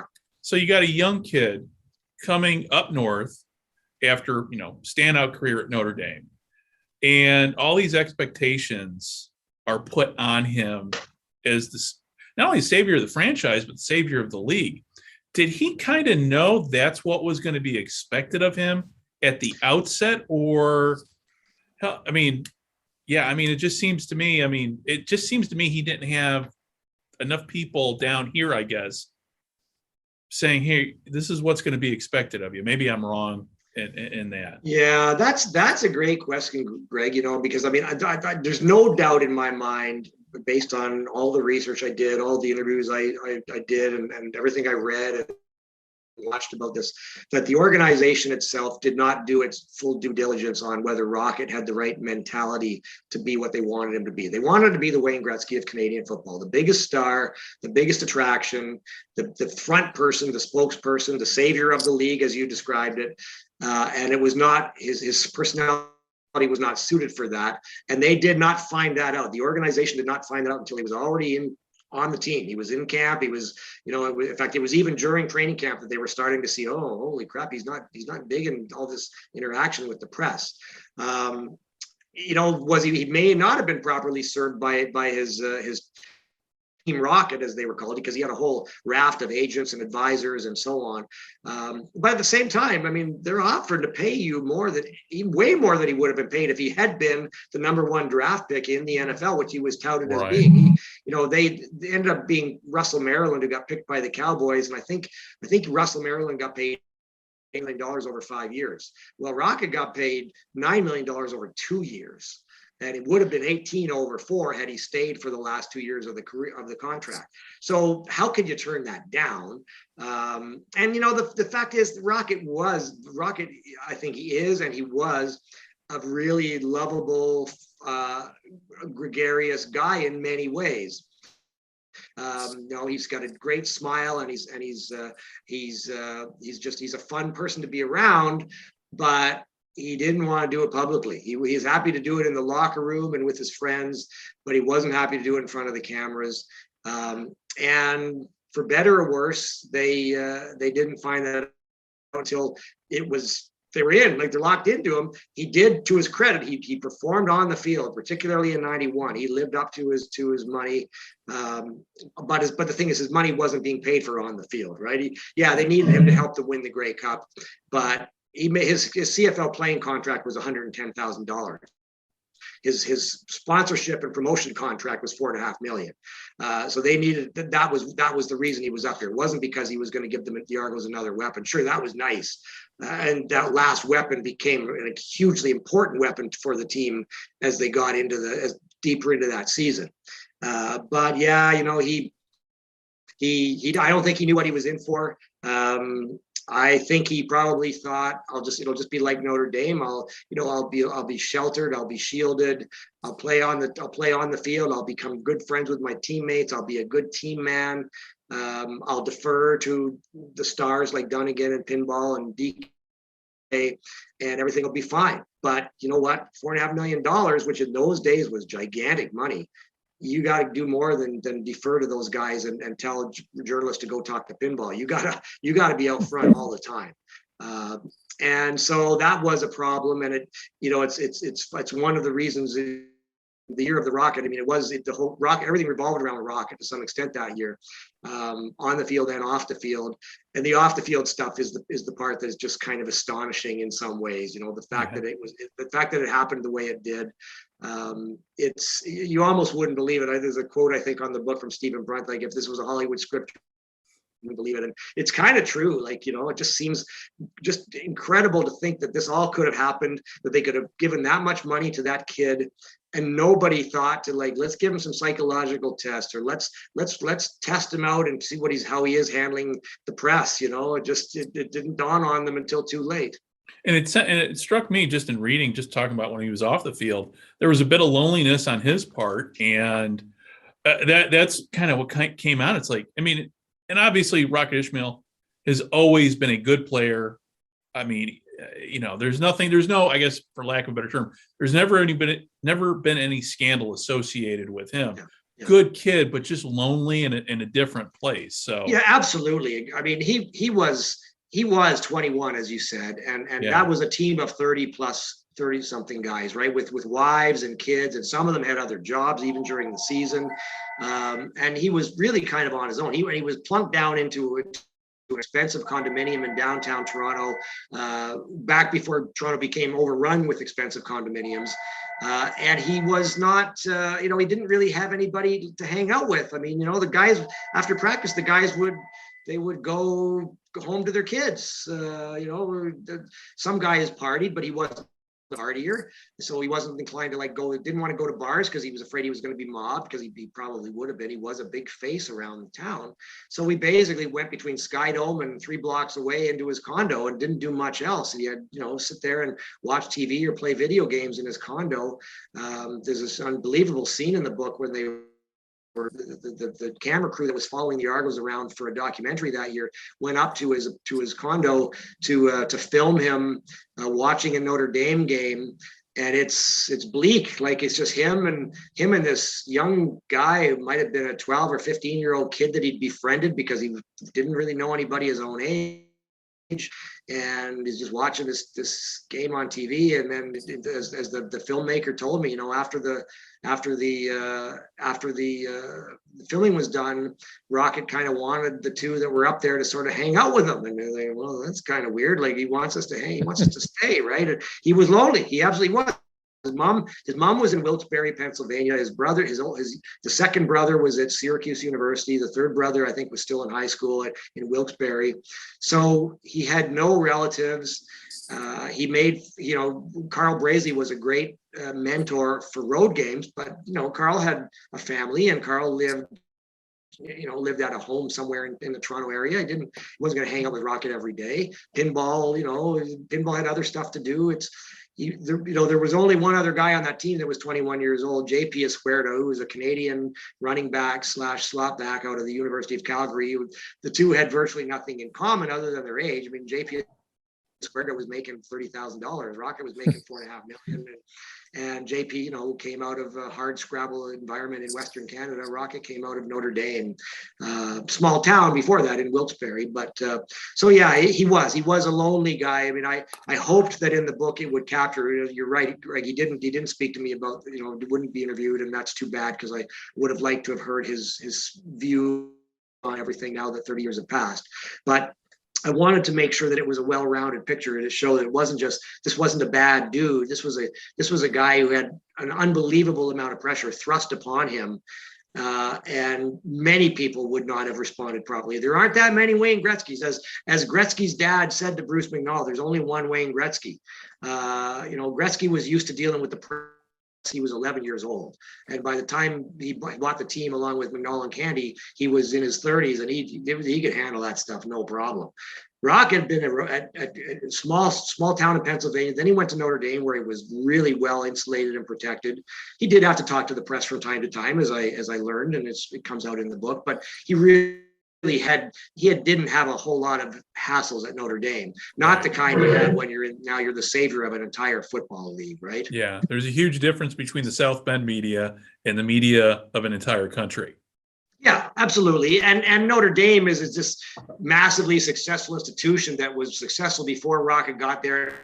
Was going to be successful after he left. There wasn't I got to go and sell tickets in a city where they've gone bankrupt. I don't know how much of that specific stuff he even understood or took on himself, but I know that the organization felt they had to kind of give him remedial media training from Candy and Gretzky pretty early on in the '91 season.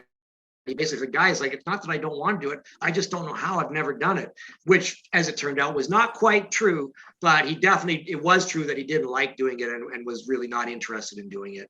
And maybe that's one of the reasons he didn't want to talk to me, because he just didn't want to talk about that. Who knows? Well, and I just think back when I'm 21 years old, and obviously I was already in the spotlight like him, but these are still babies. Unfortunately, fans look at sports figures not as humans, but as, they're performing a function, but they're human beings. Yep. And I thought you really captured that so well. I mean, this, at his core, he's just a kid, and he's a kid who's away from home. He's got every spotlight in Canada, shining on him. I mean, that's a tough spot to be in, regardless of how much money you make. Oh yeah, and the money just makes the pressure that much worse, right? Is it worth it? Is it worth the $4.5? He didn't know how to spend the money anyway, and now because I'm making all this money, they expect all this from me, and I'd rather just a good teammate, a good guy in the locker room, and give me the ball, put the ball in my hands. And so yeah, you absolutely have to feel for him. It was basically they put him in a completely untenable situation off the field. Luckily, they had a great veteran group of players that were quite happy to absorb him into their ranks on the field, and of course he became an absolute weapon. He started off that year, as I say, I think he only got four passes in the first 4 games of the season, but by the end of the year, he was the best receiver in the league, in my opinion. He was an unbelievable weapon. Coming down the stretch every week, he made at least one gigantic play, an 80-yard touchdown here, 50-yard touchdown there. He was just lighting it up as he got down the stretch. He basically blew open the Eastern Final by a punt return touchdown midway through the first quarter, and then of course he scored the iconic touchdown in the Grey Cup that basically salted the victory away for the Argos and led to the beer can coming out of the stands and all that stuff. So yeah, he absolutely lived up to his billing as a player that year. Not so much the second year, but the whole thing went south the second year. But yeah, I don't know anybody that could have done. I mean, people have said, and it would have been interesting if they put that kind of money on Pinball Clemens and made him the focal point. He could have handled it probably, but they didn't. I mean, for better or worse, they had. If you could taken Rocket's ability and Pinball's personality, you would have had the greatest player in the history of sports, right? The greatest selling, the greatest marketing and athletic thing in the history of. As it was, Pinball was a fantastic player, and I'm not to take anything away from his athletic ability, because he was amazing. But if they'd somehow, after the 1990 season, if McNall and Gretzky and Candy had come up, bought the team, and said, and you know what, we've got this unbelievable superstar here in Pinball Clemens, and we're going to make him the highest paid football. I think people would have been pretty happy to follow behind Pinball, and he's got the personality for it. He would not have minded being thrust into the limelight that way. So there you go. Plus, too, he's got the skills to back it up too. And absolutely, that's right. He's a Hall of Fame player. He's literally the best Argonaut player in the history of a 150-year-old franchise, I think. I mean, in terms of longevity and ability, he's got the most all-purpose yards in the history of Canadian football, right? 25,000 all-purpose yards in 12 seasons. So, and plus he won a Grey Cup as a coach, and he's won a Grey Cup as an executive, and he's rebuilding franchise now, and hopefully they will be able to succeed in the marketplace. Yeah, he does. He's got all the abilities to back that up, as well as the greatest personality. He's the John Candy of football players, basically, right? The most lovable individual you're ever going to meet. Everybody who meets Pinball Clemens face to face comes away absolutely loving the guy. You know, right. You'll meet him, and you'll meet him once, and then you'll see him 8 years later, and he might remember your name. Like, it's unbelievable. Well, and then, you know, and just talking about that, I mean, the CFL, we all know, I mean, all three of us, I mean, we follow the league. We know who the stars are. The CFL has some great stars. So can you see a return here, and hopefully within the next season or two, where all the stars are marketed? Because there are some compelling storylines when we go into every week, you know, even though, for instance, the Elks, I mean, the Elks didn't do that, but there were some compelling storylines there. And personalities do sell the sport. I mean, in every sport, obviously, basketball and hockey being, you know, good examples of that. And the football, the NFL. I mean, to quote Sonny Werblin's wife back in the '60s, football show business. Do you see a return for the CFL to market those stars? Because, you know, I mean, we're at that point now, I guess, you know, without having to dwell too much on the future, but I think there's definitely a need to sell the stars that are out there. Well, there's a need to sell a lot of things, and the stars are certainly one of them.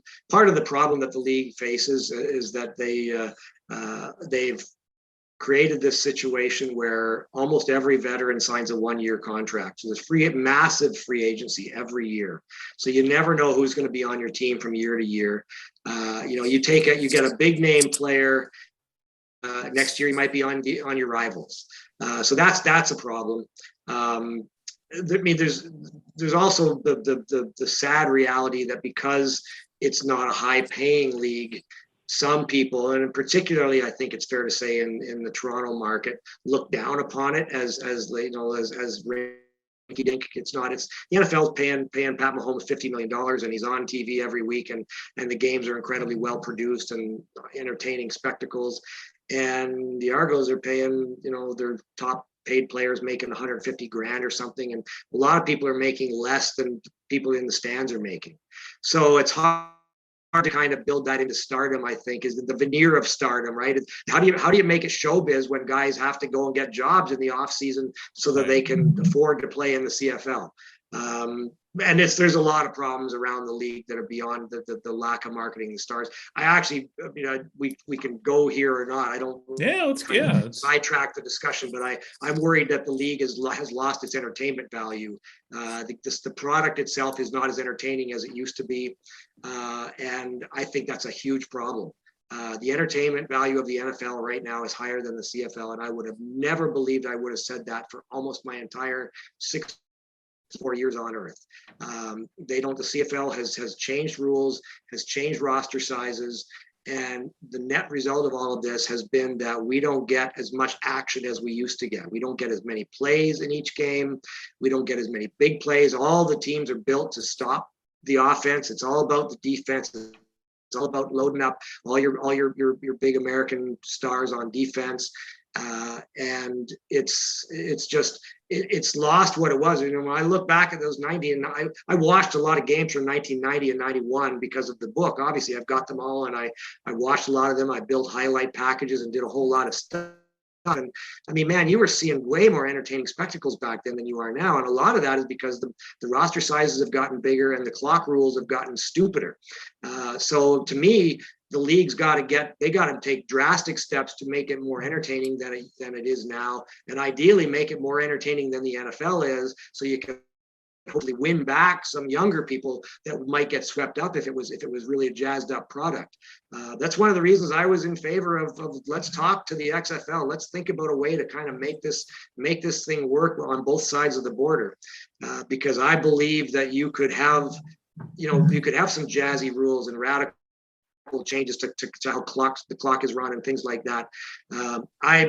was stunned by the numbers, the number of plays that were the offensive snaps in the two games this past weekend. I think in the Toronto Hamilton game, there were 94 offensive snaps in the entire game. And in the Saskatchewan Winnipeg game, there were 95 offensive snaps. A few years ago, the New England Patriots ran 91 offensive plays themselves in one game.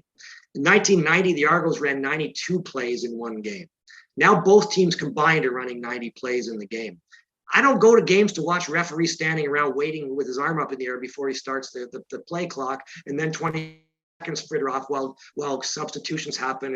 This is a problem. I'm a gigantic Canadian football fan. Obviously, I wouldn't have written 2 books about the Argonauts if I wasn't. I've loved this league since I was 10 years old. But man, I don't find the games as entertaining as they used to be, and not even close to that. And if I start losing interest because they're not that exciting, how are you going to get the casual fans to either come or come back? Right. So that's a whole topic for a discussion. We can certainly get into it now or later. Yeah, but I truly think it's a problem, right? I think the league has got to have a complete rethink of everything. There's other problems here. I mean, one of the problems that the league has is that it's got this weird set of 3 different styles of ownership. You've got publicly owned teams in the three of the 4 prairie cities, which don't have like a single owner. They're owned by the community. You've got privately owned teams like Bob Young in Hamilton and Vancouver and Montreal. And then you've got conglomerates that own sports teams, like you've got MLSE with the Argos and the group that owns the Stampeders that also owns the Calgary Flames. And they don't have a lot in common among those 3 groups. So there's no unifying principle here that is how we're going to do things. And that's holding the league back in my opinion. I mean, what MLSE needs to have happen is maybe completely in conflict with what the Edmonton Elks need to have happen in their market. So how do you resolve that, right? I mean, they end up both doing what they think is best for them, and it doesn't help grow the league as a whole. So there's structural issues there. Again, I think on the on-field product, it needs a complete rethink. I would be open to I'd be open to 4 downs if necessary. I'd be open to a lot of changes, because I want to be as entertained as I am typically by several NFL games every week. Not all of them. They're crappy NFL games, no question, but there's also good ones every week. And when you've got 32 teams, you're going to get some good games every single week. Yeah, when you've got 9 teams, you might have a week where all the games are terrible, right? And as the NFL has shown, the NFL now plays a CFL style of game. Well, they've stolen all the best things out of Canadian football offensively, and they've taken away the kinds of quarterbacks that used to only come to Canada because the NFL didn't like black guys and didn't like running quarterbacks. So 20 years ago, Russell Wilson would have been up here and Lamar Jackson would have been up here. Kyler Murray. Yeah, Kyler Murray is like that's Condredge Holloway 2.0, right? Condredge Holloway was coming out of college, coming out of Alabama now instead of in 1975. I know he went to Tennessee, but he's from Alabama. Yeah, he absolutely would be in the NFL. I don't care if he's 5'9". He's Kyler Murray 1.0, right? So we've lost those guys, and so we're not getting the kinds of skill level at the quarterbacking position that we used to get. And meanwhile, the teams are just loading up on defense, and they're all playing the same boring offensive system. They're all doing. Our running game is going to be 3-yard passes. So we're going to just run. We're going to go up and down the field with 3-yard passes. Nobody tries to run the ball the traditional way. Nobody throws a few teams air it out. The BC Lions air it out a fair bit. Hamilton tried to air it out against the Argos 3 weeks ago and it didn't work. The Argos tried to air it out in the playoff game this week and it didn't work. But mostly we see safe, high percentage plays, and the defense just says, yeah, you know what? You got to do 12 of those to get into the end zone. Okay, we'll take your chances. We'll bend, but don't break. Because sooner or later, you're going to screw it up because you've only got 3 downs. So they play to stop that sort of stuff, right? And they roll in new, fresh defensive linemen on every play, so the guys are never tired. And it's just, these are problems. I know it's never happening. I would love to go back to a 37-man roster. I know it will never happen. I would definitely go back to a 40-man roster, and I would say to the coaches, you want to substitute, you can substitute, But that we're not going to have a 20-second clock that starts after the substitutions have done. We're going to have a 30-second clock. As soon as the whistle goes, a 30-second clock starts. And you can either get your subs in there or not, but you got 30 seconds for the next play. That's it. Absolutely. And it would force teams to not substitute as freely on defense. Which would mean you'd get guys that are a bit more tired, and that leads to big plays. Now the problem is, player safety. Everybody's concerned about player safety, and well, they should. Football is an extremely dangerous sport that probably shouldn't even be allowed to exist. If they were reinventing it nowadays, it would never be allowed, right? But we love it, and I don't want anybody to get concussions and to get injured. But I wouldn't mind if the peak period of the CFL for entertainment was from about 1980 to about 1997, I think. And starters played special teams. Defensive linemen played every snap. Receivers played every snap. Now it's just shuttling guys in and out. You're always looking at what's the package. I'm in the stands at BMO, and every play I'm watching. Okay, who's subbing in for the Argos on this play? They're bringing in a new slot back and a new wide receiver and an extra offensive lineman. So who's coming out? I'm literally counting it. We got 3 guys off because 3 guys just went on, and and on defense it's the same thing. So I would love to see it back to like say a 40-man roster with a different clock rules. Those are, in my opinion, not even all that radical to propose. Radical would be go to 4 downs or go to some other variation that would maybe make it so the real disincentive to punting and field goals or something. I don't know, right? But right. Well, I mean, I love returns. Sorry, I don't want to make it sound like I don't love kick returns because I do. But I wish teams would go for it more often. Like maybe a 2-point convert, it becomes a 3-point convert. So there's real value in going for it. Whatever. I don't know, right? So right. Well, going back to what you said just about the roster size. To me, it makes kind of sense considering the financial going out. You don't have to pay. You don't have to pay guys as much, I guess, is what I'm trying to say. And in a league like the CFL, where each team only gets about maybe $4.5 million to cover their payroll expenses from that TV contract. Do you know if the league has talked about that? I don't know. I mean, of course there is a union, the CFLPA, and they would never want to see the roster scaled back. I mean, in theory, if you're able to bring in a 10th franchise, then there's 50 to 60 jobs over there that you could whittle down the roster elsewhere let's say we take 5 people off everybody's roster. That's 45 jobs off 9 teams. Okay, we'll put those 45 over in a new franchise, and we net out the same. But in reality, the CFLPA would be the last thing they would agree to would be roster size reductions. There's the complicating factor of the American players versus the Canadian players.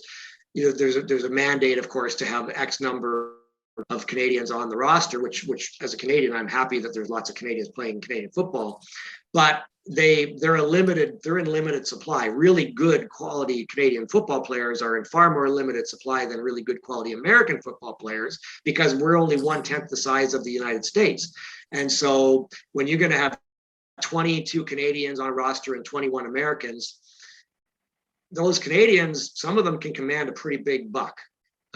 Disproportionate. I mean, if I'm a starting offensive tackle with a Canadian birth certificate, I'm going to be paid a lot more than a starting American offensive tackle is going to get paid. That's just a reality. And so, I'm not advocating throwing it open to say, let's have, let them hire any players they want, because you'd end up with, a lot of Canadians would lose their jobs. So I don't really have an answer for this, but it certainly does skew the salary thing quite a bit. You look at some of salary figures, we don't know how real they are. You see some of them published in various places, and who knows how legitimate some of them are. But I think it's pretty widely accepted that certain Canadian starters make significantly more than Americans starting at the same position make, because those Americans are kind of a dime a dozen and the Canadians aren't. If you're good enough to start in the CFL in one of the 7 guaranteed starting spots for Canadians, the trouble is you don't have great backups behind you, because again, the supply is short. In some cases, the guy who behind you, if you got hurt, can't step in and actually be maybe as good as you are. So you can command a lot of money, and that's excuse the salary thing. The CBA is expiring. It's expiring after the Grey Cup, and they're in for a very interesting negotiation heading into next year. The league has certainly talked about having some pretty serious financial challenges, and COVID obviously didn't help. In fact, it made it much, much worse, but it was already in trouble before then, in my opinion. And they're going to have some kind of a recalibration to make this thing work, I think, going forward, including, I believe, revenue sharing among the 9 franchises, which I believe MLSE is going to be demanding. Because Saskatchewan makes a pile of money, the Argos lose a pile of money. So how's that fair? The NFL has a form of revenue sharing. They allow teams to do some sales, some sponsorships and things within their own markets, but the vast majority of the NFL's revenue is shared league-wide. So everybody starts the year with enough money to pay their bills and then have a profit.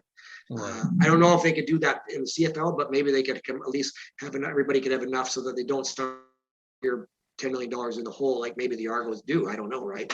So, yeah. Well, and also with the gambling, do we know how big of an impact gambling had this year? Well, it hasn't had much yet because they're still waiting for the Canadian laws there was a law passed, I believe it was passed, but it has to now be enacted in the various provinces. And so they're waiting for it to become wide open. There's no doubt that the governments across the country are going to make gambling a wide open thing. You're going to have sports books legally able to operate in Canadian jurisdiction very soon. And this believes this is a big potential savior. I worry that it's not as much of a savior as they may think, because I'm not 100% convinced that the people that will take advantage of the opportunity to bet are younger people that you'd like to bring into the tent for the long term. They may be older, they may be more sort of my age or something in the middle ages and up. And you need to get the millennials and the Generation Xers to be interested in your product. I mean, it can't hurt. It's just certainly got potential to bring in some revenue. And but the thing is, again, like here's the problem, right? In the NFL, you got 32 teams, you got 16 games every week. Lots of opportunities to gamble. In the CFL, you got 4 games per week, and sometimes you're playing the same team 3 weeks in a row. Like, how's that exciting for gamblers? I just don't. This is why I thought the XFL thing, if you could have a 9-team XFL, a 9-team CFL with a degree of interlocking schedules, but still playing the bulk of your games in your own country, and then you end up still having a Grey Cup champion awarded to the Canadian champions, and then the week after you have the combined leagues playing for a championship. Now you're going to have 9 games a week instead of 4 games a week, and you're going to have some paid. The Argos are playing in LA. Hey, that's cool. Who's playing for LA? Like, it had potential in my view to get younger people interested. And certainly, if you want to sell gambling stuff, you got to have more than 4 opportunities per week. I just don't know that there's going to be a huge amount of interest in CFL selling data. I mean, a lot of those leagues are counting on selling data to the gaming institutions, right? They're planning on, they want to sell content to gamblers and get the gamblers, to pay for the content and then pay money in to gamble on the games. I don't know, 4 games a week, it just seems the CFL is really small. It's the same size it was in 1954. Right. And then we have the rumors out there that are running rampant, and there's reporting on rumors, and then there's rumors being reported as fact. And you know how I feel. I get very worked up about rumors being reported as fact, and I'll say it straight up. The reason why I'm that way is because I got sent to Iraq based on a rumor. So that's a good reason, man. That's a very good reason. Yeah. And I get very worked up, and without going into too much detail, on some news organizations reporting it as fact, it's going to happen. Others, we're just reporting the fact that there's a rumor out there. Yeah. But where do you see? And I'm like with you. I'm a traditionalist when it comes to the CFL. I want to see the game as it is, but also recognizing the fact that, hey, something's got to change, because you can't keep operating at a deficit in a private enterprise indefinitely. And when you have an organization like the Toronto Argonauts being owned by a very big organization, but at some point they're going to get tired of losing money. Yeah. So, and we don't know what the XFL really is going to bring. I mean, the history obviously there were 5 games, and I mean, they stopped because of a pandemic, and we don't know if how they would have been at the end of that season. So the question is, where do you think? I guess my question to you is, where do you think we're headed to with the CFL? Well, that is for sure the $64 million question up here. I mean, what's going to happen with MLSE? The Toronto Argonauts is really the question. The rest of the league, I think, is in okay, in okay shape. There's new ownership in BC, and he seems to be a well-heeled individual, and hopefully he's going to put some money into investing in that troubled market. We've got a new owner in Montreal. Hopefully they're going to put some money into investing into that troubled market. MLSE is the big mystery here. What are they going to do? I agree with you completely, Greg. I don't believe they're going to sustain losses forever. I mean, I've said this before. I may have said it to you guys when I was on before, but I certainly have said it elsewhere. MLSE is not, I believe, in the business of necessarily turning a profit on all of its ventures. But they are in the business, I believe, of growing the enterprise value of all of its ventures. And I just saw a story today. There was a new valuation out by Forbes, which is I get it's still journalism, and there's no way of really knowing how much any franchise is worth unless it actually sells, and then you know what it sold for. But Forbes annually values professional sports franchises, and they just did hockey. And they've got the New York Rangers valued at $2 billion, and they've got the Toronto Maple Leafs valued at $1.8 billion. And I think that's probably a reasonable valuation of the Leafs, $1.8 billion. I think their last valuation of the Raptors, which was a while ago, was at $1.4 billion. Well, you know what? MLSE did not pay $1.4 billion for the Raptors. When they got ownership of the Raptors way back, like 20 odd years ago, they paid a lot less, and so that enterprise has increased significantly in value. You only realize the value if you sell it, but it's never a bad thing to be sitting on a valuable property. Here's the problem: they've got the Leafs and Raptors, and somewhat surprisingly, Toronto FC, the soccer team, which seems to have a valuation of maybe $600 million, which doesn't make a lot of sense because MLS TV ratings are terrible. They're horrible. But they do draw. They didn't draw very well this year, but prior to the pandemic, TFC drew 20,000+ every game in BMO, and they had a rabid, passionate fan base. Whether they will get that back next year, we'll have to see. I mean, it showed real bad signs of going downhill this year. And there are people that will tell you that MLS the whole thing is just this Ponzi scheme built on bringing in more expansion money, constantly lining our pockets with more and more expansion money. And eventually they're going to run out of places to expand to, and then the thing's going to collapse. I don't know, because I actually do think that one thing we do know is that worldwide, soccer is growing in popularity. I mean, there's never been the English Premier League has never been big globally than it is now. The World Cup and the Euros have never been bigger than they are now. So soccer as a global sport it's the biggest global sport. Basketball is growing at probably second now. So if you figure that there's going to be some spin-off of that into North America, maybe that explains why Toronto FC is valued at $600 million. Maybe it's not a real value. Maybe you couldn't find, in fact, I doubt you could find somebody that would give you $600 million for TFC right now. But the fact is, I think MLSE paid $10 million for it, for the franchise as an expansion franchise. And it's definitely worth more than $10 million now, even if it's not worth $600 million. The Argos, what could you get for the Argos if you were to sell them? Like zero. I don't know. You couldn't get $10 million for that team right now. So if they're about growing the enterprise value, where does this go? How do they get the Argos enterprise value grown? That's again why I think MLSE was interested in exploring the XFL, because I think they saw the potential for a league that would maybe twice as big, with American franchises, with American TV money, with potentially global TV money and global streaming rights money.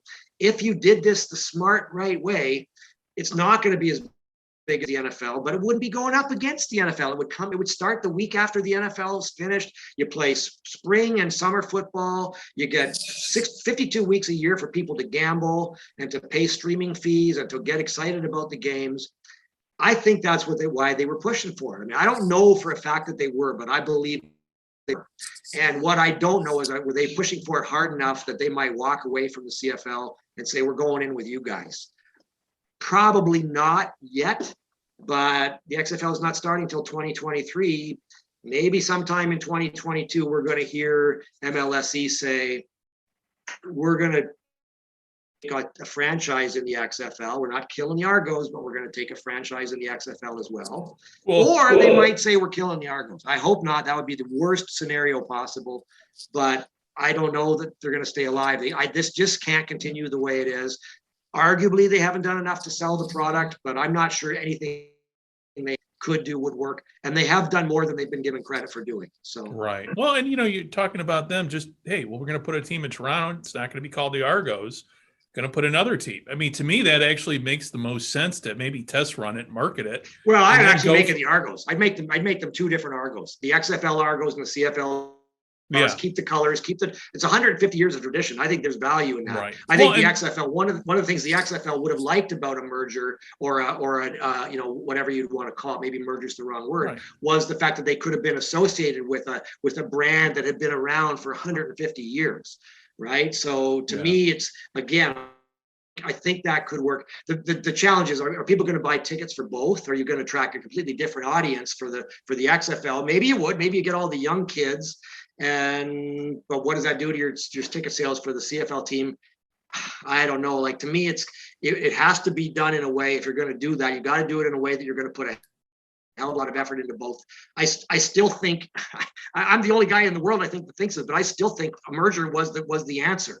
Maybe like make 2023 the last Grey Cup, or 2022 or 2023 the last Grey Cup as we know it, and then whatever the next year is, you start playing football in April. You finish on Labor Day basically. But if every other football fan in Canada thinks I'm nuts, right? So well, I mean, it goes to we don't know what they talked about. We don't know what was laid out, and that's kind of the frustrating part, because we don't know. So all we're left with is speculation, and from unknown sources, and from well-placed people, but we don't know. And I'm not saying people are false reporting, but there's a lot of information. More information out there that we don't know than what we currently know. Well, 2 points on that, Greg. One is I think it's pretty evident this is the CFL is heading into its most important offseason probably ever. There's a lot of things that have got to get dealt with properly in the next 8 months before football gets started playing again on the field, and there's some major challenges awaiting them. The other thing I would say on your point about the reporting, pay attention to what you're reading from reputable journalists. Dan Ralph, Daniel Austin. I'm going to leave a whole pile of names. So Jeff Hamilton. There's a handful of them around the country who have good sources and who work those sources. Sadly, there's not as many of them as there used to be. But pay attention, guys. Don't pay attention to the people that are churning out rumors. And sadly, there are supposed news sites at times that just repeat rumors as if they were fact. Now, having said that, if a reputable journalist reports something and says sources tell me, if it's a reputable journalist, I tend to think it's likely true, because I know I work with Dan Ralph. Dan Ralph is a fantastic reporter for Canadian Press. If Dan says he's learned something, he's learned it, right? And I would say the same about Austin and Hamilton and a few other people around the league whose names I'm just not coming to off the top of my head. Steve Milton and Hamilton. If those people were to start reporting league or information that they've uncovered behind the scenes, you can probably assume that where there's smoke, there's fire. Right. If it's coming from something that doesn't have a journalistic track record of putting it through the appropriate journalistic standards and practices, and Scott knows all about this as I do, then it's not worth the paper it's written on, right? Yeah, and Tim Capper made a comment with the Alice Flight Deck.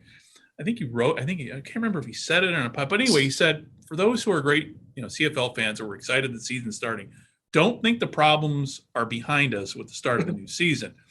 Whole set of problems coming up. And I'm like you, it's like, and I'm trying to, and I'm like you, I wasn't against the XFL at all, because I think we've reached that day and age here, God, going into the third decade of the 21st century.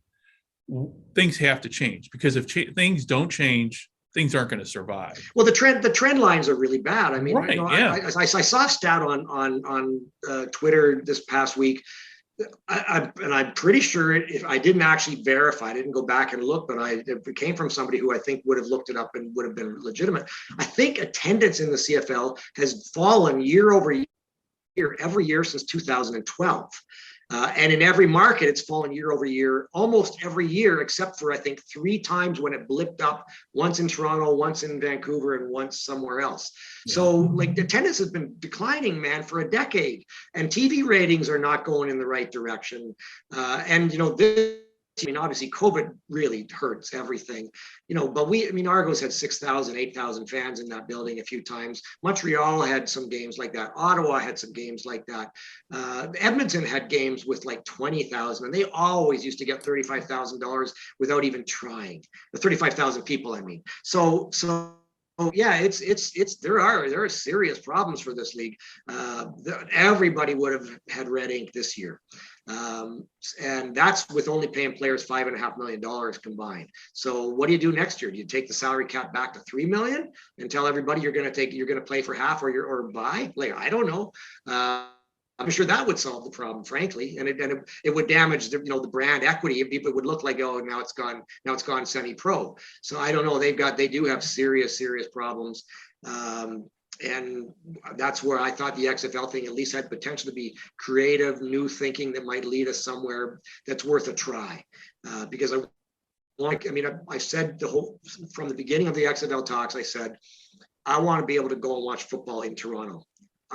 I would love it to be the Argos in the Canadian Football League, but if there's no Argos in the Canadian Football League, if that's the alternative, then I'll take the Argos in the XFL. If there's nothing at all, right? I'd rather have the Argos in the XFL than no football here in this market. And if the Argos do end up being pulled out of the league by MLSE, then some people speculate they'll throw the keys on the table. Well, I don't know what the league's going to do. I don't know how long they can sustain running the franchise and losing money. And if they try to run it, a team in Toronto, the value of your TV property goes way down. The value of your sponsorships goes way down. It then becomes like the Canadian Premier League, which is like the small time sister to the MLS. Yeah, there's teams in Hamilton and Ottawa and Edmonton, and they draw 3,000 or 4,000 people a game. And Bo Levi Mitchell is not going to be making $700,000 in a CFL that has no Argonauts. Right. Well, could you see? And this is just like thinking. I'm not even speculating, but the NFL made comments that they were looking north to Canada to expand the game. I mean, the NFL's made of money, so them building, like here in Chicago, the Bears are going to build a new stadium. Well, that money's not coming from the state, and the mayor here has already said, yeah, screw you, we're not paying for it. But there's a whole market up there that's literally untapped for the NFL of Canadian fans. Well, I would actually disagree completely on that point, Greg. They've got Canada captured completely. In terms of just having teams up there. But you don't need teams. That's the whole point. Yeah. They already own the market, basically. Right. Like they've got tons of their games are on TV here every week. You walk around any big in Canada on a Sunday, you're going to see people walking into bars wearing NFL jerseys. You don't need a single team and if they got a team up here, it wouldn't move the needle one bit on the ratings for CBS or Fox or NBC. Well, I guess that's what I was going to ask you. Do you think the NFL would make more money by putting more expansion teams in Canada? I think they might make more, but I don't think it's a material gain. Okay. We'd be way better off putting teams in London and Munich, or get a European division or something like that. I don't honestly think. I think that the NFL already gets tons of revenue out of Canada. I don't think the amount amount they would get from a single franchise in Toronto is sufficient to justify it. And of course, you've got the fact that our dollar is worth 70 cents US or something. So a stadium that would cost you $1.5 billion in the States would cost you $2 billion in Canada. The franchise would cost you $2 billion or more. I don't see it being a likely thing to happen anytime soon. I know the NFL makes noise about it from time to time, and maybe they're seeing some picture that I'm not seeing, but I just think it would not significantly increase revenue to the existing NFL franchises to the point where they should be saying, yeah, let's do it. I could see them wanting it in London and maybe Mexico City, but I don't see it in Toronto. So again, maybe that's me being a Pollyanna. There's no question an NFL franchise in Toronto would be incredibly successful, just like the Raptors are. There's big enough market to support an NFL franchise. Although again, you only have 10 dates per year, and I don't know how you get the return on investment, because I don't see any government up here putting money into a stadium, especially a $2 billion stadium. And so, who's going to spend that money, and how are you going to get your money return on your investment? And with the Bills wanting a new stadium too, they could conceivably say, we're going to build a stadium in Canada. I mean, well, the NFL wants. The NFL has said all along they want to protect the Bills, right? They want to protect that market, and that's the reason Bruce McNall wasn't able to put the franchise back here in 1991. That the NFL was not going to let the Bills get damaged. I believe, Roger Goodell, I think, is from Western New York. I think he actually doesn't want to hurt the Bills. I think they'll get a stadium in Western New York, and they'll be safe for the next 20 or 30 years until the next time a new stadium is needed. And a Toronto franchise would to some extent damage the Bills. It would. There's maybe 20% of the paying customers in Buffalo come across the border, so that would not be ideal for sure.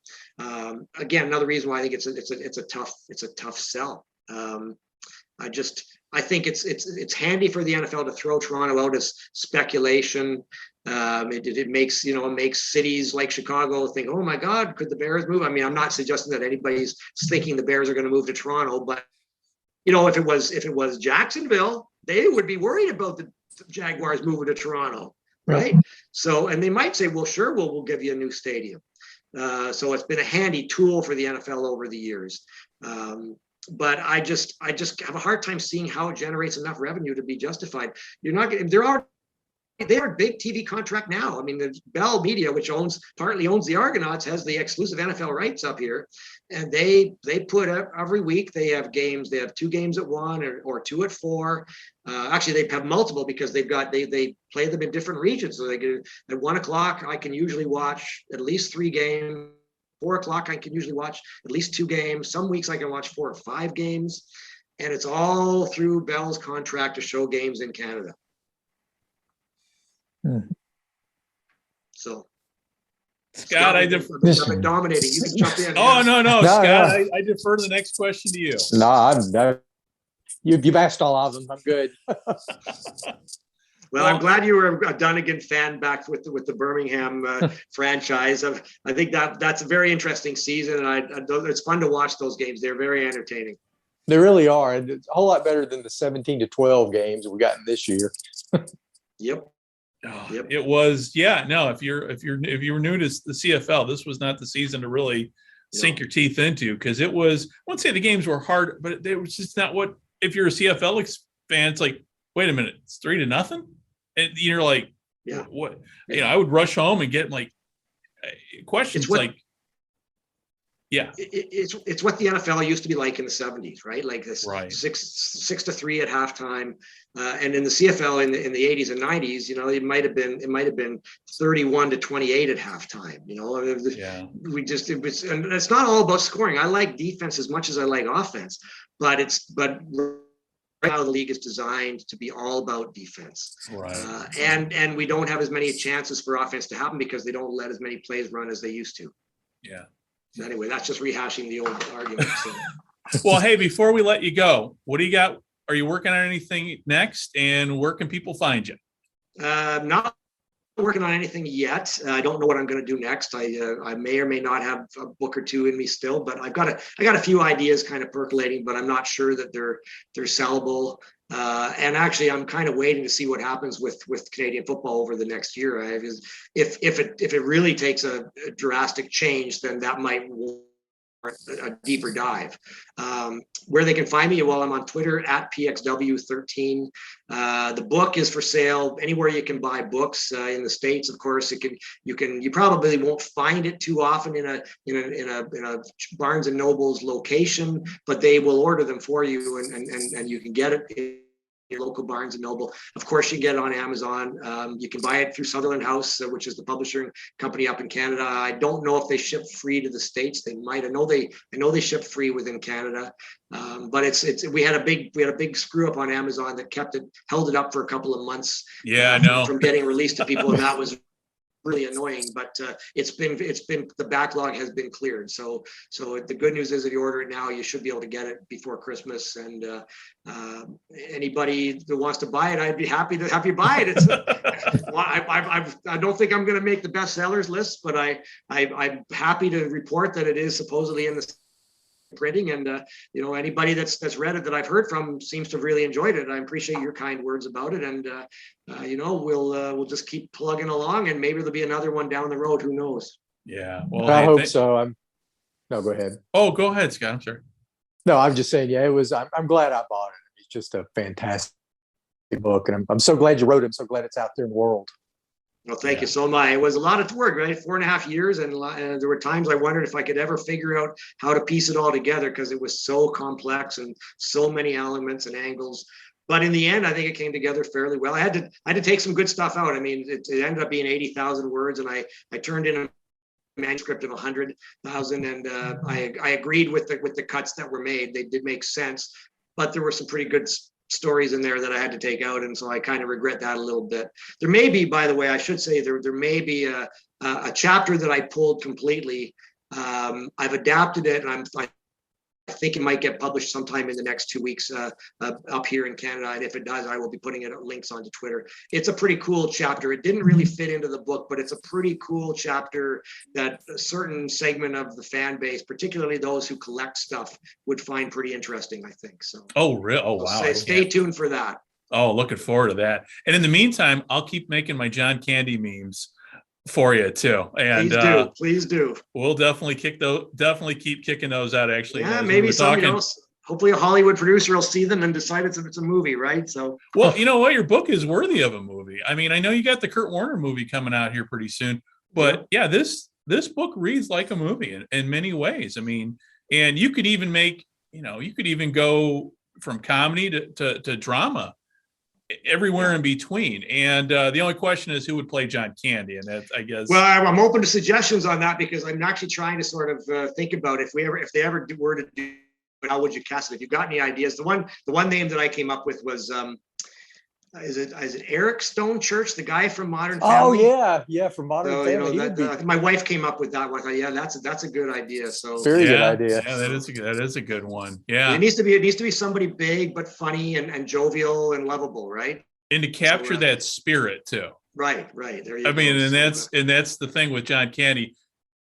Every movie he's in, he's still got the same twinkle in his eye, and there's always that smile. Absolutely, yeah. It's fun to watch those movies. I can't. Anytime I flip around and Planes, Trains, and Automobiles on, I just have to stop and watch it. Right? Like I've seen it 20 times. It's just too damn good. Well, during our Thanksgiving holiday, one of the channels down here played it literally, I think, over the course of a few days. And what I love about Planes, Trains, and Automobiles, actually, most of the John Candy movies, John Hughes, it's all filmed around Chicago. That's right. There's a few scenes in Planes, Trains, and Automobiles that I think are supposed to take place in New York. I go, wait a minute, I think that's my office. And so those John Hughes films with John Candy are just in many ways just a love letter to Chicago. Yeah. And it's always, for me, I work downtown, and it's just nice when I watch those old movies to see how the city used to look. Yep. And it is. So with that said, we will say goodbye here, but also too, hold on here at the end of this. We'll talk a little bit more before we fully let you go. So, hey, for everybody who's listening, thank you very much, and have a Merry Christmas and a Happy New Year. And we will be back with you all soon. So again, speaking, on behalf of Scott and myself, Paul, thank you very much. Well, thank you guys. I really enjoy always talking to you guys, and hopefully we'll do it again at some point in maybe 2022, and we'll have some good news about where things are going with the CFL at that point, right? So thank you again. Thank you. Thank you. You're welcome. All right. Take care, everybody. Have a Merry Christmas and a Happy New Year. And Scott and I will be back with you in January with a new episode. Take care. Bye-bye.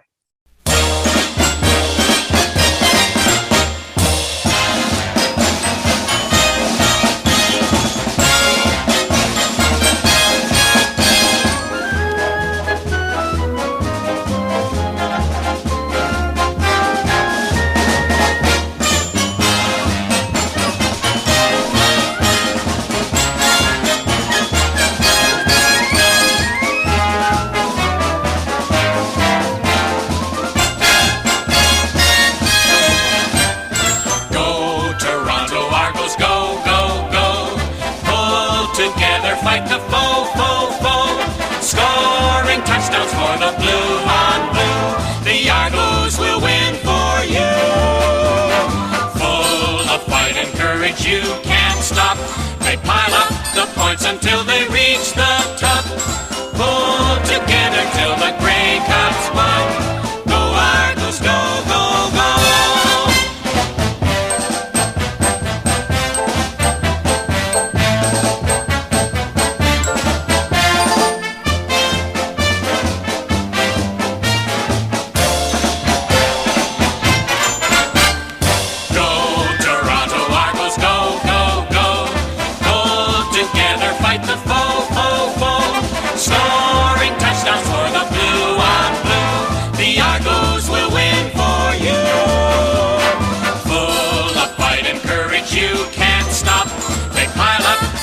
Until they reach the top. Pull together till the Grey Cups won. Go Argos, go Toronto, go. Go Argos, go, go, go.